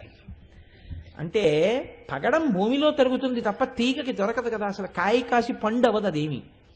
అంటే పగడం తీగకి పండితే అనగానే అది జరగదు కాబట్టి అమ్మవారి పెదవులకు పోలిక లేదని చెప్పండి కదండి. శంకరాచార్యుల వారు అలా వచ్చారు. కవి సమయమే కాదు, అది నిజంగా యథార్థంగా జరిగేది ఏం కాదు. రెండోది ఆయన అంటున్నారు, మరి ఏం బింబఫలం గురించి మీరు ఎందుకు మాట్లాడలేదు అంటారేమో అని ఆయన అన్నారు. బింబఫలం అన్న పేరు దానికి ఎందుకు వచ్చిందో తెలుసా అమ్మా? బింబము అన్న మాటకి ఒక అర్థం ఉంది. బింబమునకు ప్రతిబింబమునకు అభేదం, రెండు ఒకటే. బింబమే ప్రతిబింబము, ప్రతిబింబమే బింబము. బింబాన్ని దిద్దితే ప్రతిబింబాన్ని దిద్దుతారు, ప్రతిబింబాన్ని దిద్దితే బింబం దిద్దబడుతుంది. బింబ ప్రతిబింబములకు అభేదం, రెండు ఒకటే. పైగా బింబమును ప్రతిబింబమని పిలుస్తారు. అసలు దొండపండుని పోల్చడం ఏమిటమ్మా? దొండపండుతో నీ పెదవులతో పోల్చడానికి ప్రయత్నం చేసినందుకు అది సిగ్గుపడిపోయింది అన్నారు. ఎందుకు సిగ్గుపడిపోయింది శంకర అంటే, నీ పెదవి యొక్క ఎర్రటి కాంతిలో కోటో వంతు పుచ్చుకునే అది ఆ స్థితిని పొందింది. అది నీ పెదవితో పోటీ చేయడానికి అది ప్రతిబింబ సదృశమే కానీ అసలు అది బింబ సదృశం కాదు. నీతో పోటీ చేయడానికి నీ వలన అది ప్రకాశించింది, సూర్యుడి కాంతి చేత చంద్రుడు ప్రకాశించినట్టు. ఇంకా అది నీ పోలికి ఎలా పనికొస్తుందమ్మా? కాబట్టి పోలిక్కి పనికిరాదు. కాబట్టి పెదవిని పక్కన పెట్టేశాను, కానీ ఆ దొండపండు పక్కన పెట్టాను. పగడం మాత్రం పనికొస్తుంది. ఎప్పుడో తెలుసా? తీగకి పండితే. అంటే తీగకు పండుతుందా? అసలు ఎప్పటికీ పండదు. చిత్రం ఏమిటో తెలుసా అండి? అమ్మవారి పెదవుల గురించినటువంటి విషయాన్ని బాగా విని ధ్యానం చేస్తే రెండు లక్షణాలు వస్తాయి. ఒకటి, నిద్రలేమితో బాధపడుతున్న వాళ్ళకి నిద్ర పడుతుంది అమ్మ పెదవులు అని నమస్కరించగలిగితే. రెండు, అమ్మవారి పెదవులను కానీ బాగా ధ్యానం చేసి అమ్మ పెదవులుగా నమస్కారం చెయ్యగలిగితే, నేను ఈ మాట అంటున్నప్పుడల్లా మీరు బాగా జ్ఞాపకం పెట్టుకోండి. ఎందుచేతనంటే కుబేరుడు ఒక్కసారి అమ్మవారిని తెలియక పార్వతీదేవి అధరాన్ని వక్రదృష్టితో చేస్తే కన్ను మెల్లకన్ను అయిపోయింది. ఇప్పటికీ కుబేరుడికి మెల్లకన్నుతోటే పూజ. కాబట్టి అధరాన్ని ధ్యానం చేసేటప్పుడు చాలా జాగ్రత్తగా ధ్యానం చేయవలసి ఉంటుంది. అవి అమ్మ పెదవులు అన్న నమ్మకం, ఆ దృష్టితో ధ్యానం చేయాలి. చేస్తే నిద్రలేమి ఉన్న వారికి నిద్ర పడుతుంది. రెండు, అమ్మవారి పెదవులకున్న శక్తి నిద్ర అనగా స్వల్పకాలిక లయం. ఈ లయం ఒక స్థాయిని దాటిపోతే అది అజ్ఞాన లయం, జ్ఞాన ఆవిర్భావం, మాయ తొలగింపు. అందుకని ఇప్పుడు ఆ పెదవులు మిమ్మల్ని రక్షించగలిగినవై ఉంటాయి. కాబట్టి శంకర భగవత్పాదులు సౌందర్యలహరిలో అమ్మవారి పెదవుల గురించి గమ్మత్తుగా మాట్లాడితే మూకశంకరులు ఇంకో అడుగు ముందుకేశారు. మూకశంకరులు చెప్పినా శంకరులు చెప్పినా అమ్మవారిని చూస్తూనే చెప్పారండి. ఎందుచేతనంటే ప్రదీపజ్వాలాభిర్దివసకర నీరాజన విధి సుధాసూతే సవ్యోపల జలల వైరర్ఘ్య రచన స్వకీయైరంబోభి సలిల నిధి సాహిత్యకరణం తయ అని. అమ్మా, ఇవి నేను పలుకుతున్న పలుకులు ఏవైతే ఉన్నాయో అవి తవజనని వాచాం స్తుతిరియం. అమ్మ, నువ్వు పలికిస్తే పలుకులే అంటున్నారు శంకరాచార్యుల వారు. అందుకని శంకరులుగా పలికింది అమ్మవారే పలికింది. కాబట్టి ఇప్పుడు మూకశంకరులు పలుకుతున్న మాటలు లేని వాడికి అమ్మవారు దర్శనమిచ్చి ఆయనతో మాట్లాడింపచేసింది.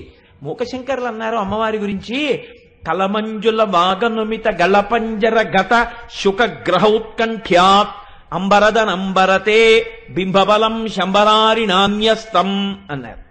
ఎంత గమ్మత్తైన మాట అంటే, శంబరారి అంటే శంబరాసురుడి యొక్క శత్రువు. ఈ శత్రు శబ్దం ఎందుకు వేశారు అంటే, ఆయన దేవలోకాధిపతి. దేవలోకం మీదకి దండయాత్రకి ఎప్పుడు వస్తారో రాక్షసులు అంటే దానికి ఏం నోటీస్ ఉండదు. ఇప్పుడు ఏదైనా పనికి ఫలానప్పుడు వెళ్ళాలి అని తెలుసు అనుకోండి, వాహనం అప్పుడు సిద్ధంగా ఉంచితే చాలు. ఆఫీసర్ గారు ఇంక ఇంట్లోకి వెళ్ళిపోయారనుకోండి, వెళ్ళిపోతే కారు డ్రైవరు కారు పెట్టుకుని బయట కూర్చోక్కర్లేదు. ఎందుకని? ఆయన ఇంటికి వెళ్ళిపోయారు, ఇంకంటే ఆయన పడుకుంటారు. కాబట్టి ఇప్పుడు డ్రైవర్ ఏం చేస్తాడు? కారు తీసుకెళ్లి ఆఫీసులో పెట్టేసి తను వెళ్ళిపోతాడు. లేదా కారు ఆఫీసర్ గారు ఇంట్లో వదిలేసి అక్కడ తన స్కూటర్ తీసుకుని ఇంటికి వెళ్ళిపోతాడు. మళ్ళీ ఎప్పుడు రావాలి డ్రైవర్ అంటే ఆయన చెప్తాడు, రేపు తన పనిని బట్టి చెప్తాడు, వేరే రేపు ఉదయం 8 గంటలకు మనం ఇన్స్పెక్షన్కి బలానా చోటుకి వెళ్ళాలి, నువ్వు 8 గంటలకు వచ్చేయి అంటాడు.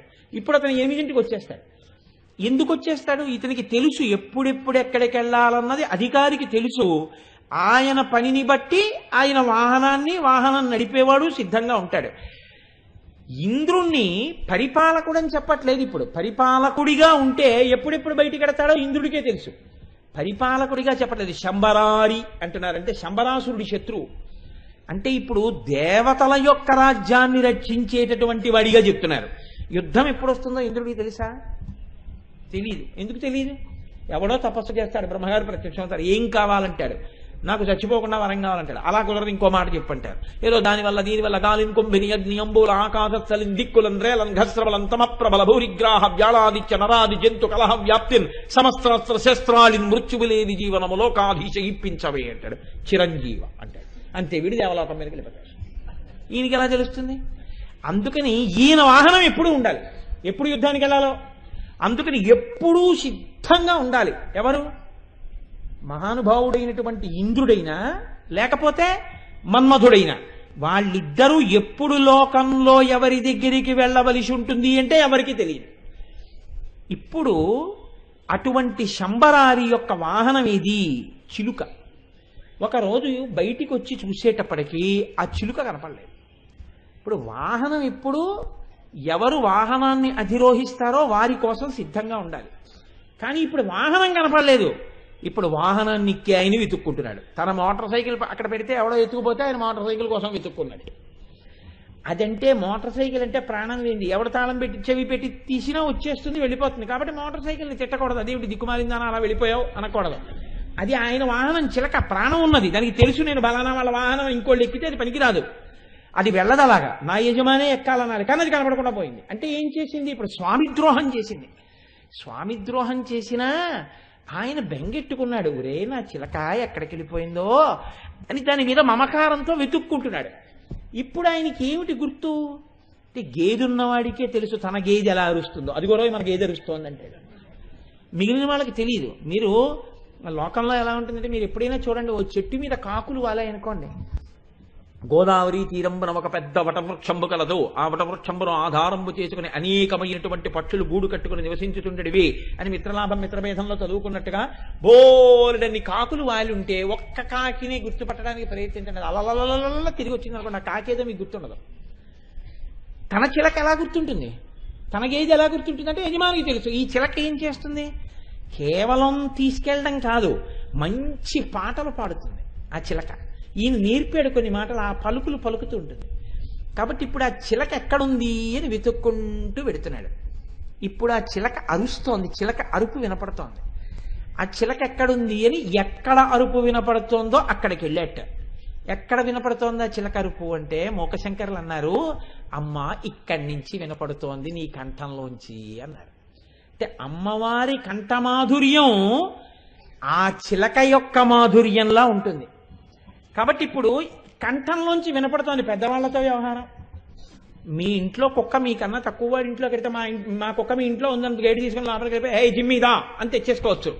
అది పెద్దవాళ్ళ ఇంట్లోకి వెళ్ళింది అనుకోండి, మీరు ఆ ఇంట్లోకి గబుక్కుని వెళ్ళిపోవడానికి ఉండదు. కాలింగ్ బెల్ పెట్టి బయట నించుంటే ఆయన అరగంట పోయాక వస్తాడు. ఏంటా అంటాడు, అయ్యా మా కుక్క లోపలికి వచ్చేసిందండి, మా కుక్కను తీసుకెళ్ళిపోతానంటే నీ కుక్కని పెంచుకున్నవాడు కుక్కను జాగ్రత్తగా పెట్టుకోవడం నేర్చుకోవాలి. అంతేకాని మా ఇంటికి రావడండి మీ కుక్క ఇలా అంటాడు. అంటే అప్పుడు మీరు వెళ్ళి భయంగా కుక్కను తెచ్చుకుని బయటికి తెచ్చుకోవాలి. ఎందుకని పెద్దవాళ్లతో వ్యవహారం. తీరా మా కుక్క మీ ఇంట్లోకి వచ్చిందండి అన్న తర్వాత మీ కుక్క మా ఇంట్లోకి ఎలా వస్తుంది? అలా వస్తే మా ఇంట్లో 8 కుక్కలు ఉన్నాయి, కరిచేస్తాయే అని ఆయన ఇలా అలా వెతికి ఇదిగోనండి ఇదే మా కుక్క అనుకున్నాను అన్నాడు అనుకోండి. అనుకున్నాను ఏమిటాయా, చూసుకుని రావాలి. మీ కుక్క మా ఇంట్లో ఎందుకుంటుంది, ఇంత గోడ గేటు ఉంటే? అంటే మీ కుక్కను మేము తెచ్చేసాం అనుకున్నావా అన్నాడు అనుకోండి, చాలా ఇబ్బంది. పెద్ద ఆయనతో వ్యవహారం అది. ఆయన మీద దొంగతనం కట్టినట్టు ఉంటుంది. అందుకని ఇప్పుడు అమ్మవారి కంఠంలోంచి తన చిలక అరుపులాగే వినిపిస్తోంది. కానీ అమ్మవారి దగ్గరికి వెళ్ళి అమ్మ నా చిలక నీ కంఠంలో ఉందంటే, అంటే నీ చిలక తెచ్చి నా కంఠంలో పెట్టాను అనుకుంటావా ఉంటుంది. అందుకని ఎలా ఇప్పుడు తన చిలకో కాదో గుర్తుపట్టడం అంటే మూకశంకరులు అంటున్నారు, అమ్మా అప్పుడు తన చిలకో కాదో గుర్తుపట్టడానికి ఆయన చమత్కారం చేశాడు. చిలక ఎక్కడున్నా దానికి అలవాటు ఏమిటంటే దొండపండు ఉంటే దాన్ని కొరకడానికి వస్తుంది. అందుకని న్యస్తం అంటే ఏదో దాన్ని బయటికి తెప్పించడం కోసం ఒక మిషని పెట్టినట్టు ఒక ఎర్రటి దొండపండు తెచ్చి నీ పెదవిగా పెడితే దానికోసం చిలక పైకొస్తుంది అని పెడితే ఎలా ఉంటుందో లోపల ఉన్న చిలక కోసం పెట్టిన దొండపండులా నీ పెద ఉందమ్మా అన్నారు. అంటే ఇప్పుడు దొండపండు కోసం చిలక పైకొచ్చింది అనుకోండి, తన చిలకైతే ధైర్యంగా అమ్మ నా చిలకమ్మ పొరపాటున నీ కంఠంలోకి వచ్చేసింది, అమ్మ నా చిలక పట్టుకెళ్ళిపోతానంటే పట్టుకుపోతుంది. అంతేగాని నా చిలక లోపల ఉందమ్మా అంటే నోరు ముయ్యి అది నా చిలక నా కంఠం రా అందనుకోండి, అప్పుడేలాగా చాలా ఇబ్బంది అండి. ఎందుకంటే అమ్మవారి చేతిలో ఎప్పుడూ ఓ చిలక ఉంటుంది. ఆ చిలకతో చెప్తున్నారు గమ్మత్తు. అందుకని అమ్మవారి దగ్గర ఓ చిలక ఉంది, శారదాదేవి దగ్గర చిలక ఉంటుంది. వారువంబులు కులమసాములు మాకు కుమలయాక్షి చదలేటి బంగారు జలరుహంబుల తుండ్లు భోజనంబులు మాకు పువ్వుబోని సత్యలోకము దాక సకలలోకంబులు ఆటపట్టెలు మాకు అబ్జవదన భారతీదేవి ముంజేతి పలుక చిలుక సదయ గజయాన సద్బ్రహ్మచారి మాకు వేదశాస్త్ర పురాణాది విద్యలెల్లా తరుణీ నియాన ఘంటాపదంబు మాకు అంటుంది చిత్రనీయంలో హంస. అందుకని భారతీదేవి ముంజేతి పలుక చిలుక సదయ గజయాన సద్బ్రహ్మచారి మాకు. మేము ఎవరితో ఆటలాడుకుంటామో తెలుసా? శారదాదేవి పక్కనుండే చిలక మా ఫ్రెండ్, మేము ఆడుకుంటూ ఉంటామని చెప్పింది ఆ హంస నలుడి దగ్గరికి రాయబారానికి వెళ్ళినప్పుడు. అందుకని అటువంటి చిలక అమ్మవారి దగ్గర ఉంది. ఈ చిలకేనేమిటి?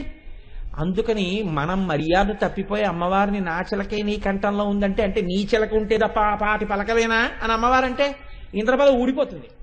అందుకని అలా అండమ్మ అనేసి ఓ చిలకని తీసుకొచ్చా ఓ దొండపండు అక్కడ ఎట్టేట.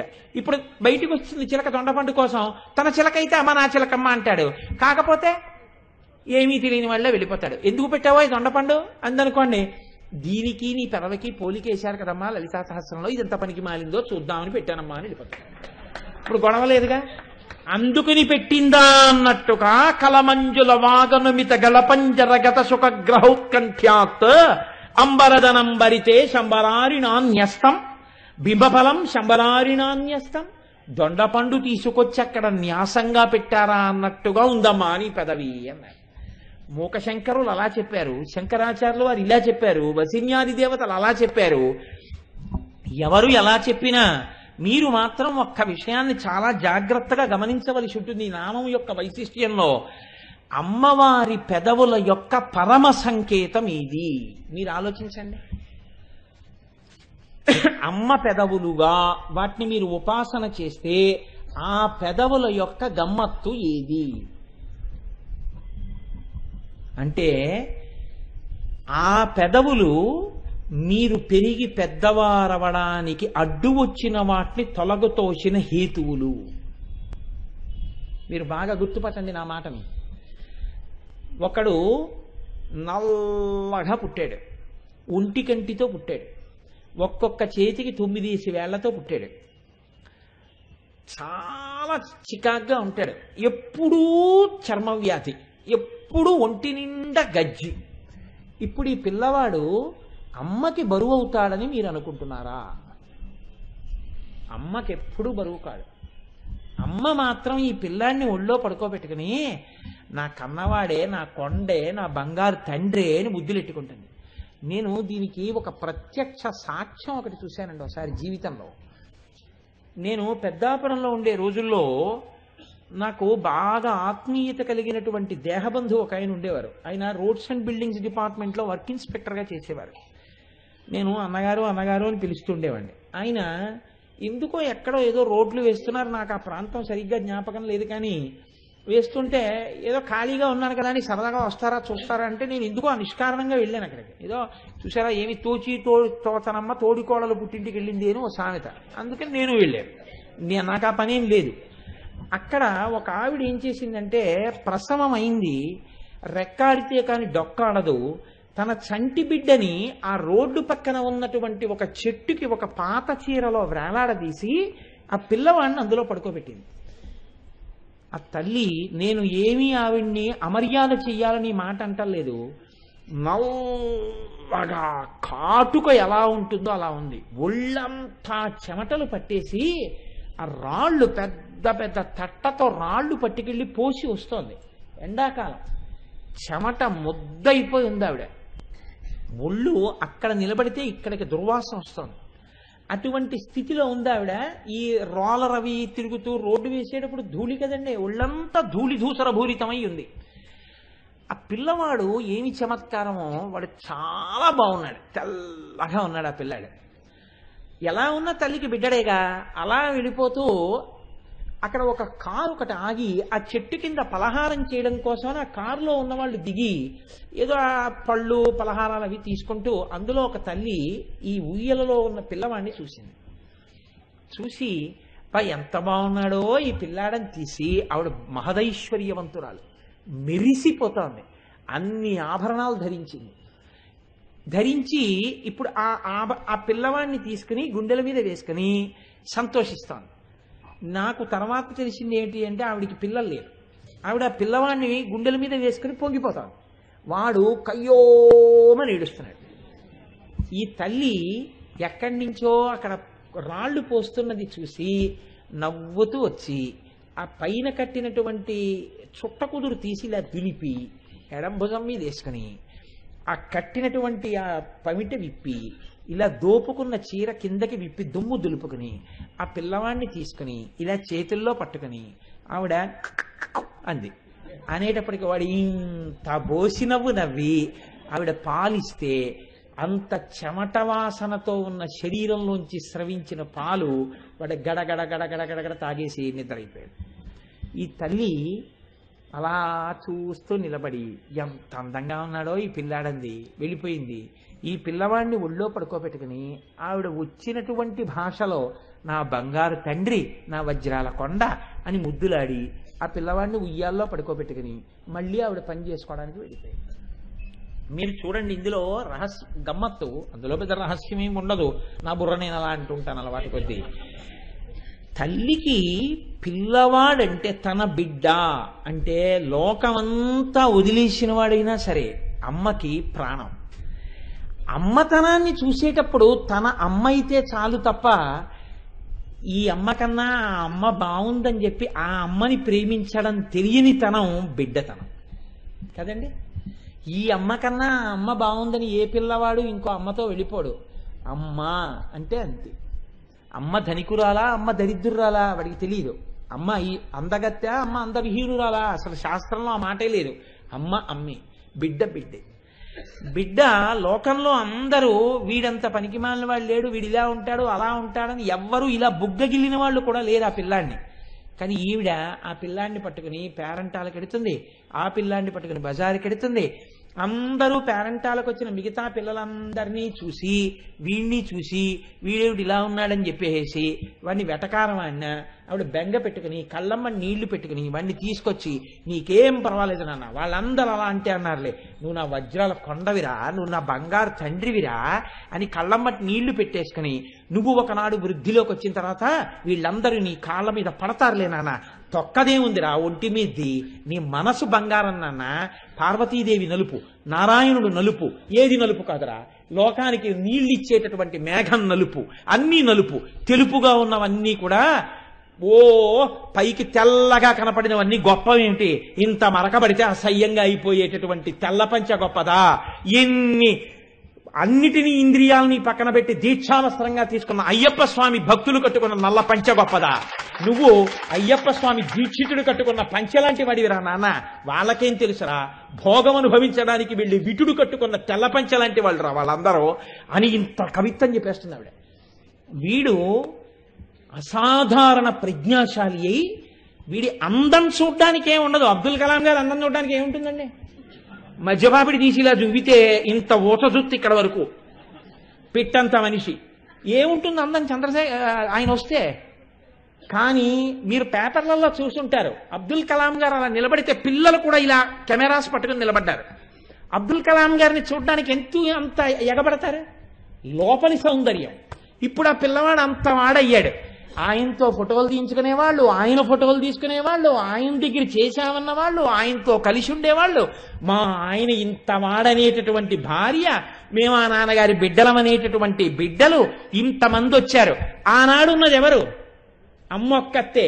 ఆ తర్వాత ముద్దులు పెట్టుకున్న వాళ్ళందరూ వాడి యొక్క విభూతులను చూసి ముద్దులు పెట్టారు. ఏ విభూతి లేదని లోకం వదిలిన నాడు ముద్దు పెట్టుకున్న పెదవులు అమ్మ పెదవులు కదండి. ఆ పెదవుల యొక్క ముద్రలు ఎన్ని మాటలు పడ్డాయో ఆ పిల్లవాడి వృద్ధికి అన్ని ఆశీర్వచనాలు పడ్డాయి.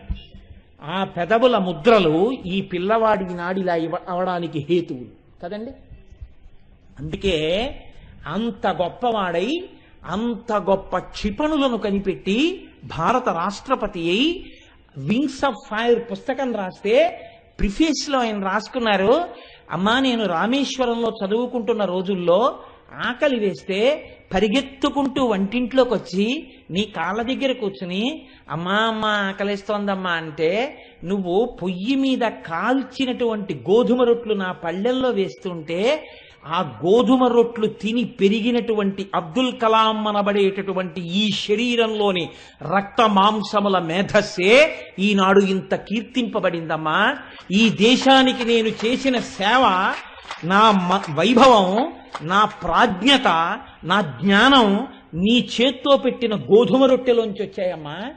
ఈ శరీరం మళ్ళీ పడిపోతే నేను చూడాలనుకునేది, నేను నమస్కరించాలనుకునేది ఎక్కడున్నా అక్కడికి నేను వచ్చి నీ పాదాలకి నమస్కరిస్తానమ్మా అని రాసుకున్నారు. అది ప్రాజ్ఞత. అందుకని మహానుభావుడు కలాం గారు. కాబట్టి ఇప్పుడు చెప్పండి, చిన్నతనంలో బిడ్డడు ఎలా ఉన్నా ఆ పిల్లవాడిని ముద్దులు పెట్టుకుని వాడికి అంగరక్ష పెట్టి వాడి వృద్ధిలోకి రావాలని వాడి అజ్ఞానం మన్నించిన అమ్మ పెదవుల ముద్రలే వాడి నాడు ఇంత వాడై వాడి మీద బడి ముద్దులెట్టుకుని మిగిలిన వాళ్ళు ఆయన చుట్టూ చేరడానికి హేతువులవుతున్నాయి. మిగిలిన వాళ్ళు పెట్టిన ముద్దులు చెప్పుకోవలసిన ముద్దులు కావు. అమ్మ పెట్టిన ముద్దులు గుర్తుంచుకుని చెప్పుకోవలసిన ముద్దులు. మా అమ్మ నన్ను పెట్టుకున్న ముద్దు నా జన్మలో ఇంకొక చోట రాదు అని చెప్పుకున్న వాడు ఎవడున్నాడో వాడు ప్రాజ్ఞుడు. సభాముఖంగా చెప్పుకోవచ్చు ఆ ముద్దులో ఉన్న గొప్పతనాన్ని. వేరొక ముద్దులో ఉన్న గొప్పతనాన్ని మీరు ఎలా చెప్పుకుంటారు? అలా చెప్పుకోవడం వీలు కాదు. అది ఒక్క అమ్మ ముద్దుకే చెల్లింది. ఎంత అజ్ఞానం మీకుందో అన్ని ముద్దులు ఆవిడ నుంచి వచ్చాయి. క్షమించి మీరు మీ కాలుతో ఆవిడ గుండెలు తంటే ఆవిడ ఆ కాలు మీద ముద్దు పెట్టింది. ఆ తర్వాత ఈ కాలుకి నడువడి తెలిసింది.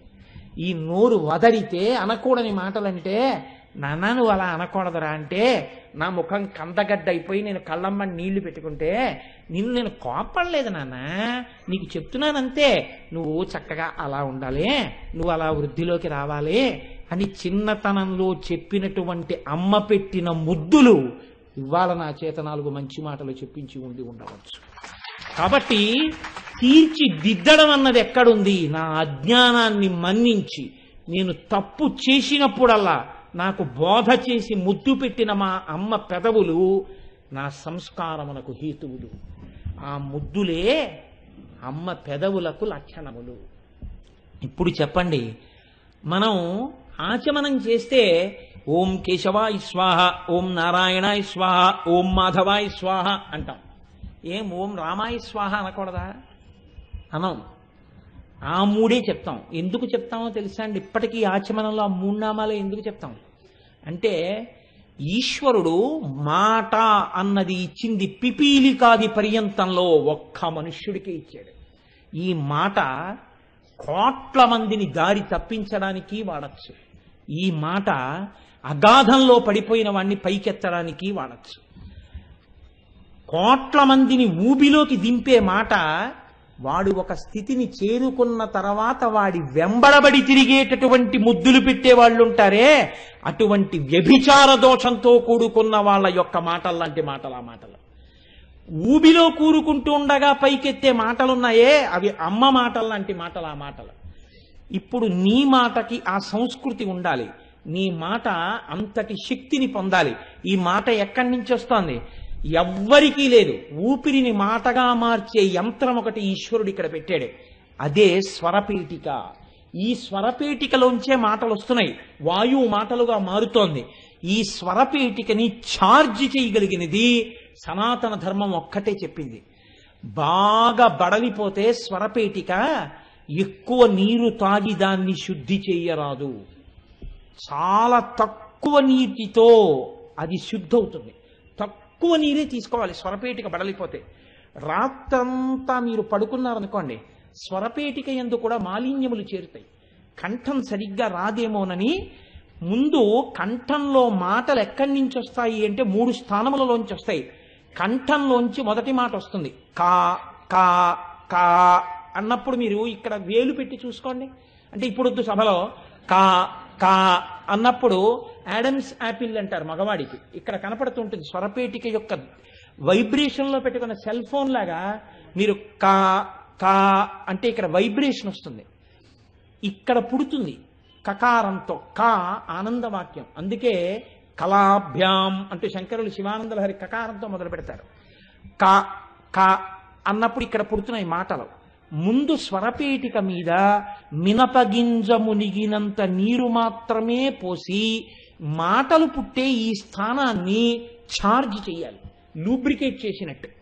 అందుకే ఆచమనం అంటే జాగ్రత్తగా గోముద్ర పట్టి మినపగుంజ ములిగినంత నీరే పోసి అప్పుడు అమృత మార్గం దగ్గర కింద పెరిగి పెట్టి జుర్రుకున్న శబ్దం రాకుండా లోపలికి పుచ్చుకోవాలి. గుటక వేయకుండా రెండో నామం చెప్పకూడదు. కేశవాయి స్వాహ అన్నారు అనుకోండి, కే అన్నప్పుడు ఇక్కడ ఫస్ట్ లూబ్రికేషన్ అవసరం, అప్పుడు నీరెడుతుంది. ఇప్పుడు రెండో స్థానం ఏది? మాధవాయి స్వాహ, కేశవాయి స్వాహ, నారాయణాయి స్వాహ, నా నా నా అన్నప్పుడు నాలుక వెళ్ళి ఎక్కడ నొక్కుతోందో అక్కడ నుంచి పుడుతుంది. ఇక్కడ కాదు, ప్రధానం నా నా, నాలుకతో నక్కకుండా నా అనండి, అనలేరు. అందుకని నారాయణాయి స్వాహ నీళ్లు పుచ్చుకుంటారు. ఇప్పుడు 3 పెదవులు కలిస్తే వస్తుంది. మా మా పెదవులు కదపకుండా మా అనండి, పెదవులు కదపకుండా అనలేరు. అంటే మాధవాయి స్వాహ పెదవులు కలిపినప్పుడు వస్తోంది. ఈ 3 చేత ప్రధానమైన అక్షరములతో కూడిన సమస్త శబ్దములు నీ నోట్లోంచి వస్తున్నాయి. దీనికి ఇచ్చాడు స్వరపేటిక. దీన్ని మినపగింజు మునిగినంత నీటితో ఈ 3 నామాలతో శుభ్రం చేయి.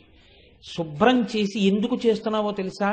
ఈ స్వరపేటికతో నువ్వు మాట్లాడిన ఏ మాట అయినా లోకాన్ని ఉద్ధరించడానికి, దిశానిర్దేశకత్వానికి పనికి రావాలి తప్ప ఒకడిని పాడి చేసే మాట మాట్లాడవద్దు. ఇది ఈశ్వరుడిచ్చాడని గుర్తుపెట్టుకో. అందుకే కా నా మా అనకూడదా? అనరు. ఈశ్వర నామాలు చెప్పిస్తారు. కేశవ, నారాయణ, మాధవ. ప్రతివాడు అమ్మతనాన్ని పొందాలి. ఈ పెదవులు, ఈ మాటలు అమ్మ మాటలుగా, అమ్మ అకారం నుంచి క్షకారం వరకు ఆవిడే అయి ఉంటుంది. ఆవిడ అయినటువంటి అక్షరాలు ఏమున్నాయో అవి పలకడానికి అర్హత నీకిచ్చింది. ఈ పలికేటప్పుడు ఆ మాటలంతా పొందిగ్గా మాట్లాడు. అందుకే మాట అన్నది ఏ స్థాయిలో ఉన్న వాళ్ళనైనా ఉద్ధరిస్తుంది. అవతల వారి స్థాయిని బట్టి మీరు మాట్లాడి ఉద్ధరిస్తారు. అందుకే జగద్గురు శంకరాచార్యుల వారు మహాజ్ఞాని అయి అహం బ్రహ్మాస్మి స్థాయికి ఎదిగిన వారైనా యంత్రప్రతిష్ఠ చేశారు, దేవాలయాలు పునఃప్రతిష్ఠ చేశారు, కుంభాభిషేకాలు చేశారు. సామాన్యమైనటువంటి స్తోత్రాల దగ్గర నుంచి ప్రస్థానత్రయానికి భాష్యాల వరకు ఇచ్చారు. అంటే గురువు అన్నవాడి యొక్క లక్షణం ఏదై ఉండాలి? నేను కొంతమంది దగ్గరికి మాత్రమే వెళ్ళి మాట్లాడగలనన్నవాడు గురువు కానే కాడు. ఏ స్థాయిలో ఉన్నవాడి దగ్గర నుంచి అయినా సరే, ఏ స్థాయికి ఎదిగిన వాడి వరకైనా సరే, నీ మాట ఉద్ధరించేటట్టు నువ్వు మాట్లాడగలిగిన నాడే నువ్వు గురువు. గురువు అంటే మమేకమగుట. గురువు మడికట్టుకుని నేను ఎవ్వరితో కలవనని కూర్చుంటే, గురువే అసహ్యించుకుంటే, తల్లి అసహ్యించుకుంటే బిడ్డడు ఎలా వృద్ధిలోకి రాడో, గురువే అసహ్యించుకుంటే లోకమునకు మార్గం ఏర్పడదు. అందుకే చంద్రశేఖర పరమాచార్య స్వామి ఆసేతు హిమాచల పర్యంతము పాదచారి అయి పర్యటించారు. నా తండ్రి ఆనాడలా పర్యటించి ఉండకపోతే లోకంలో ఎక్కడెక్కడ ఎవరెవరు ఏ స్థాయిలో ఉన్నారో వారికి ఆ మాటలు చెప్పి ఉండకపోతే ఇవాళ జాతికి ఆ మాటలు ఎక్కడి నుంచి వస్తాయి? పరమాచార్యుల వారి శరీరం వెళ్ళిపోయి ఉండవచ్చు, కానీ ఏ స్థాయిలో ఉన్న వాళ్ళకైనా అమ్మ మాటలు, అమ్మ వెళ్ళిపోయినా పిల్లవాడికి నాభీబంధం తెగిపోయినా హృదయబంధం ఉండిపోయినట్టు పరమాచార్య స్వామి వారి శరీరం ఇవాళ లేకపోయినా పరమాచార్యుల వారి అనుగ్రహ భాషణాలు మనని నిలబెట్టేస్తూనే ఉన్నాయి. అన్ని స్థాయిల్లో ఉన్న వాళ్ళని ఉద్ధరిస్తున్నాయి. ఇది పెదవుల యొక్క రహస్యం. చూడండి, పరమాచార్య ఒక సభలోకి వెడితే ఎందరో వచ్చి డబ్బులు ఇచ్చేవాళ్ళు, పళ్ళిచ్చేవాళ్ళు, బట్టలు పెట్టేవాళ్ళు అన్నీ విని పరమాచార్యుల వారు అన్నారు, నేను ఒక పేద సన్యాసిని, సర్వసంగ పరిత్యాగిని, కాషాయం కట్టుకున్నవాణ్ణి. నేను అడగకపోయినా మీరు డబ్బు పెడుతున్నారు, బంగారం పెడుతున్నారు, బిల్వదళాలు పెడుతున్నారు, పళ్ళు పెడుతున్నారు. ఈ పేద సన్యాసి కోరినది మీరు ఇవ్వగలరా? మీరందరూ ఇవ్వగలిగింది నేను అడుగుతాను, నాకు ఇస్తారా అని అడిగారు. తప్పకుండా ఇస్తాం, మీరు అడిగితే ఇవ్వకపోవడం ఏమిటి? ఆయన అన్నారు, మీరు జీవించి ఉన్న నాళ్ళు మీ ప్రతిరోజు జీవితంలో 2 నిమిషాలు నాది కాదు పరమాచార్యుల వారికి దానం చేసేసానని నాకు వదిలిపెట్టేయగలరా? వదిలిపెట్టేస్తాం, 2 నిమిషాలే కదా. ఇప్పుడు మీ ప్రతిరోజులో 2 నిమిషాలు నావి, ఏ 2 నిమిషాలైనా సరే అవి నాకిచ్చారు కాబట్టి నా ఇష్టం వచ్చినట్టు వాడాలి. ఆ 2 నిమిషాలు మీరు రామనామం చెప్తూ మీరు జీవించండి. ఇప్పుడు చెప్పండి, బతికున్న నాళ్ళు రామనామం 2 నిమిషాలు చెప్పినవాడు వాడు ధన్యత పొందాడా? పరమాచార్యుల వారు ధన్యుడవడానికి అడిగారా? చెప్పినవాడు ధన్యుడవడానికి ఇచ్చారు. అది అమ్మ పెదవులు, అవి అమ్మ మాటలు. అవి ఎలా ఉంటాయో తెలుసా అండి? అమ్మ అనుగ్రహంతో పుడతారు వాళ్ళు కారణ జన్ములు. వాళ్ళందుకే వాళ్ళకి పాఠాలు ఎక్కడి నుంచో రావు. అమ్మ ప్రథమ గురువు అయినట్టే భావనయే అమ్మ. వాళ్ళు ఇక్కడి నుంచి లోకమంతా ఒకలా చూస్తే వాళ్ళొక్కళ్ళు ఒకలా చూస్తారు. ఈ చూడ్డంలోనే వాళ్ళు మహాపురుషులు అవుతారు. ఇంగ్లీష్లో ఒక ప్రొవెర్బ్ ఉంది, 2 men look through the same bars, one at the stars and one at the mud. ఇద్దరూ ఒక్క అద్దంలోంచే చూస్తున్నారు. ఒకడు ఆకాశంలో నక్షత్రాలు చూస్తున్నాడు, ఒకడు బురద వంక చూస్తున్నాడు. అంతే, చూసే దృష్టిని బట్టి. మీకు నేను ఒక ఉదాహరణ చెప్తాను. చంద్రశేఖర పరమాచార్య స్వామి వారు చిన్నతనంలో మహానుభావుడు ఒక ఇంట్లో వారు ఉన్నటువంటి సందులో పెద్ద గడబిడ అవుతోంది. ఆ ఇంటి వారు తాళం వేసుకుని ఎక్కడికో వెళ్ళారు. దొంగలు దూరారు, పట్టుకుందామని చెప్పి ఆ సందులో ఉన్న వాళ్ళందరూ లేచి, ఇదేమిటి దొంగ ఇంత అల్లరి చేస్తున్నాడు, లోపల గిన్నెలన్నీ పడేస్తున్నాడని కర్రలు పట్టుకున్నారు, బడితలు పట్టుకున్నారు. జాగ్రత్తగా మారుతాళంతో తాళం తీశారు. తాళం తీసి తలుపులు తీస్తే ఆ ఇంట్లో దూరినటువంటి ఒక పిల్లి పాకం తయారు చేసినటువంటి ఇరుకుమూతి కలిగిన పాత్రలోకి పాకం కోసమని మెడపెట్టింది. మెడపెడితే పైకి తీసుకోవడం రాలేదు, పాకం నాకేసింది. కళ్ళు కనపడక కంగారెత్తిపోయి పరిగెడుతుంటే ఇప్పుడు ఆ ముఖానికి పట్టుకున్న చెంబు బిందెల్ని గిన్నెల్ని కొడుతోంది. ఇది చప్పుళ్ళు. ఇప్పుడు ఈ పిల్లిని పట్టుకున్నారు. పట్టుకుని దాన్ని ఒక గుంజకేసి కట్టి ముఖానికి ఉన్నటువంటి పాత్ర లాగేశారు. అందరితో పాటే ఈ పిల్లవాడు కూడా చూశాడు. అందరూ దిక్కుమాల పిల్లి ఇంట్లో దూరిందనుకుని పడుకున్నారు. పడుకుని నిద్ర పట్టని వ్యక్తి ఒక్కడే, ఒక పిల్లవాడు ఆలోచించాడు. మనుష్యుడు జీవితంలో ప్రతి దాని మీద ఆశ పెంచుకొని తలదూర్చిన వాడికి ఈ పిల్లికి ఏం తేడా అని. ప్రతి దాని మీద ఆశతో తలదూర్చిన వాడు కళ్ళు కనపడక ఇలాగే కొట్టుకుంటున్నాడు. అన్ని ఆశలు వదులుకొని ఈశ్వరుణ్ణి నమ్ముకున్నవాడు హాయిగా సుఖంగా ఉండగలుగుతున్నాడు. ఇదే భగవాన్ రమణులు అంటారు. రమణులు ఒకసారి ఏదో పుస్తకం చదువుతుంటే ఒక వ్యక్తి నిలబడ్డాడు. ఎందుకు వచ్చావు ఈ మాత్రం దానికి, వెళ్ళో అని అరుస్తున్నారు. రమణులు తలెత్తి అడిగారు, ఏమి ఎందుకు అరుస్తున్నారు, ఏం కావాలి అతనికి అని అడిగారు. కడుపు కాలిపోతోందయ్యా, పట్టెడన్నం పెట్టించండి అన్నాడు. అంటే రమణులు అన్నారు, వెంటనే ఇతన్ని తీసుకెళ్ళి అన్నం పెట్టించండి అన్నారు. అతన్ని రా అని తీసుకెడుతున్నారు. రమణులు కళ్ళజోడు తీసి పక్కన పెట్టన్నారు, వాడు ఏమీ లేనివాడు కాబట్టి వాడికి పట్టెడన్నంతో తృప్తి. అన్నీ ఉన్నవాడికి చాలా ఆశలు, వాడికి తృప్తి నువ్వు ఇవ్వలేవు. చూశావా, కౌపీనవంత ఖలు భాగ్యవంత. పరమాచార్యుల వారిని చిన్నతనంలో ఈ సంఘటన చూసిన పిల్లవాడే తరువాతి కాలంలో అన్ని ఆశలు వదులుకుని చంద్రశేఖర పరమాచార్య స్వామి అయి నడిచే దేవుడై కాంచీ పీఠాధిపతి అయి మహానుభావుడై ఈ భూమండలం మీద 4 చెరగులా నడయాడి ఎన్ని ఉపదేశాలు చేశారో లోకులకు. ఒక్క సంఘటన ఆయన మారారు. ఆయన్ని మార్చిన తరువాత ఆ పెదవులలోంచి వచ్చిన మాటలన్నీ మన్ని పైకెత్తిన అమ్మ ముద్దులు. ఆ ప్రతి మాట మన్ని సంస్కరిస్తుంది. 77 వచ్చేసిన తర్వాత పరమాచార్యుల వారికి ఒక చిత్రమైనటువంటి సంఘటన జరిగింది. చిన్నతనంలో ఏ పిల్లి అలా చేసిందో అలాగే ఒక పిల్లి మఠంలో కూడా చేసింది. పరమాచార్యుల వారికి వచ్చి పీఠం మేనేజర్ చెప్పాడు, పిల్లి ఒకటి పాల గిన్నెలు పాల చెంబులో తల పెట్టేసిందండి, తల ఊడి రాలేదు, పరిగెత్తింది అన్నారు. అంటే పక్కన ఉన్న మిగిలిన వాళ్ళు అన్నారు, ఇక నుంచి పాలగిన్నెల మీద మూత పెట్టండి అన్నారు. పరమాచార్య స్వామి నవ్వి అన్నారు, పెద్ద పాలగిన్నె పెడితే తాగి పిల్లి వెళ్ళిపోతుందిగా అన్నారు. ఎంత తేడాయో చూడండి, ఎంత తేడాయో చూడండి. వేరొకడు ఆ పిల్లి ఆ పాలు తాగాలి, ఇది పరమాచార్యుల వారు. ఇది మహాత్ముల యందుండే మార్పు. ఇది అనుష్ఠానంలోకి వచ్చినవాడు మహాపురుషుడు. నోటితో మాత్రమే బోధించినవాడు ఆ స్థాయిని కోరుకుంటున్నవాడు అయి ఉండొచ్చేమో, చేరినవాడని నమ్మకం లేదు. ఆ పరమాచార్య నిరంతర సమాధిలోకి వెళ్ళేవారు. ఇలా గోడ కానుకుని కూర్చున్నారు. అస్థిపంజరం అయిపోయిందండి శరీరం. ఇంత ముద్ద తినేవారు కాదు మహానుభావుడు. ఎప్పుడు తినేవారు, ఎంత ధర్మమో ఎంత నియమమో, ఎప్పుడూ అనుగ్రహ భాషణమే, ఉద్ధరించడమే లోకాన్ని. ఓ గోడ కానుకుని కూర్చుంటే సత్యదండం పట్టుకుని కాసేపటికి బహిర్ముఖులయ్యారు. శిష్యుణ్ణి పిలిచి తల మీద ఉన్నటువంటి వస్త్రం తీసి వీపు మీద ఉన్న వస్త్రం తీసి అన్నారు, చెదపురుగులు నా వీపు మీద పాకుతున్నట్టున్నాయి, ఒక్క పురుగు చచ్చిపోకుండా జాగ్రత్తగా తీ అని ఒంగున్నారు. అప్పటికి 70 ఏళ్లు దాటిపోయిన ఒగ్గు, వెన్నుపూసలు కనపడుతున్నాయి, ఉరప్పంజరం కనపడుతోంది. ఈ చెదపురుగులు అప్పటికే వీపు మీద కురుకేస్తున్నాయి. చాలా జాగ్రత్తగా శిష్యులు ఆ చెదపురుగుల్ని ఒక్కొక్క దాన్ని లాగి పక్కన పడేసి, ఒక్క చెదపురుగు కూడా చచ్చిపోలేదండి, అన్నీ తీసేసామన్నారు. పోన్లే అని వీపు తడుముకుని వెళ్ళిపోయారు. తప్ప ఇలా అనుకుంటే అయిపోతుంది, అలా అనలేదు. అవి ఈశ్వరుడి దృష్టిలో జీవులు. భగవాన్ రమణులు అంటారు, వారు ఆయన అది అని కూడా అనేవారు కాదు, చిరతపులది కుక్క అది అనేవారు కాదు. వారు ఆ తోలు కప్పుకున్నారు, మీరు ఈ తోలు కప్పుకున్నారు, పై తోలు ఎందుకు చూస్తారు, లోపలి తత్వం అదే కదా, వారు ఎందుకు వచ్చారు అనేవారు. ఇది అద్భుతం. ఇది సనాతన ధర్మపు పట్టుగొడుగు. వాళ్ళు కారణ జన్ములు. వాళ్ళ మాటలు అమ్మ ముద్దులు. ఆ ముద్దులకు ఆధారం ఆ పెదవులు. ఆ పెదవుల మాటలు, ఆ పెదవులు కదిలితే వచ్చిన మాటలు అమ్మ మూతి ముడిచిపెట్టిన ముద్దులు.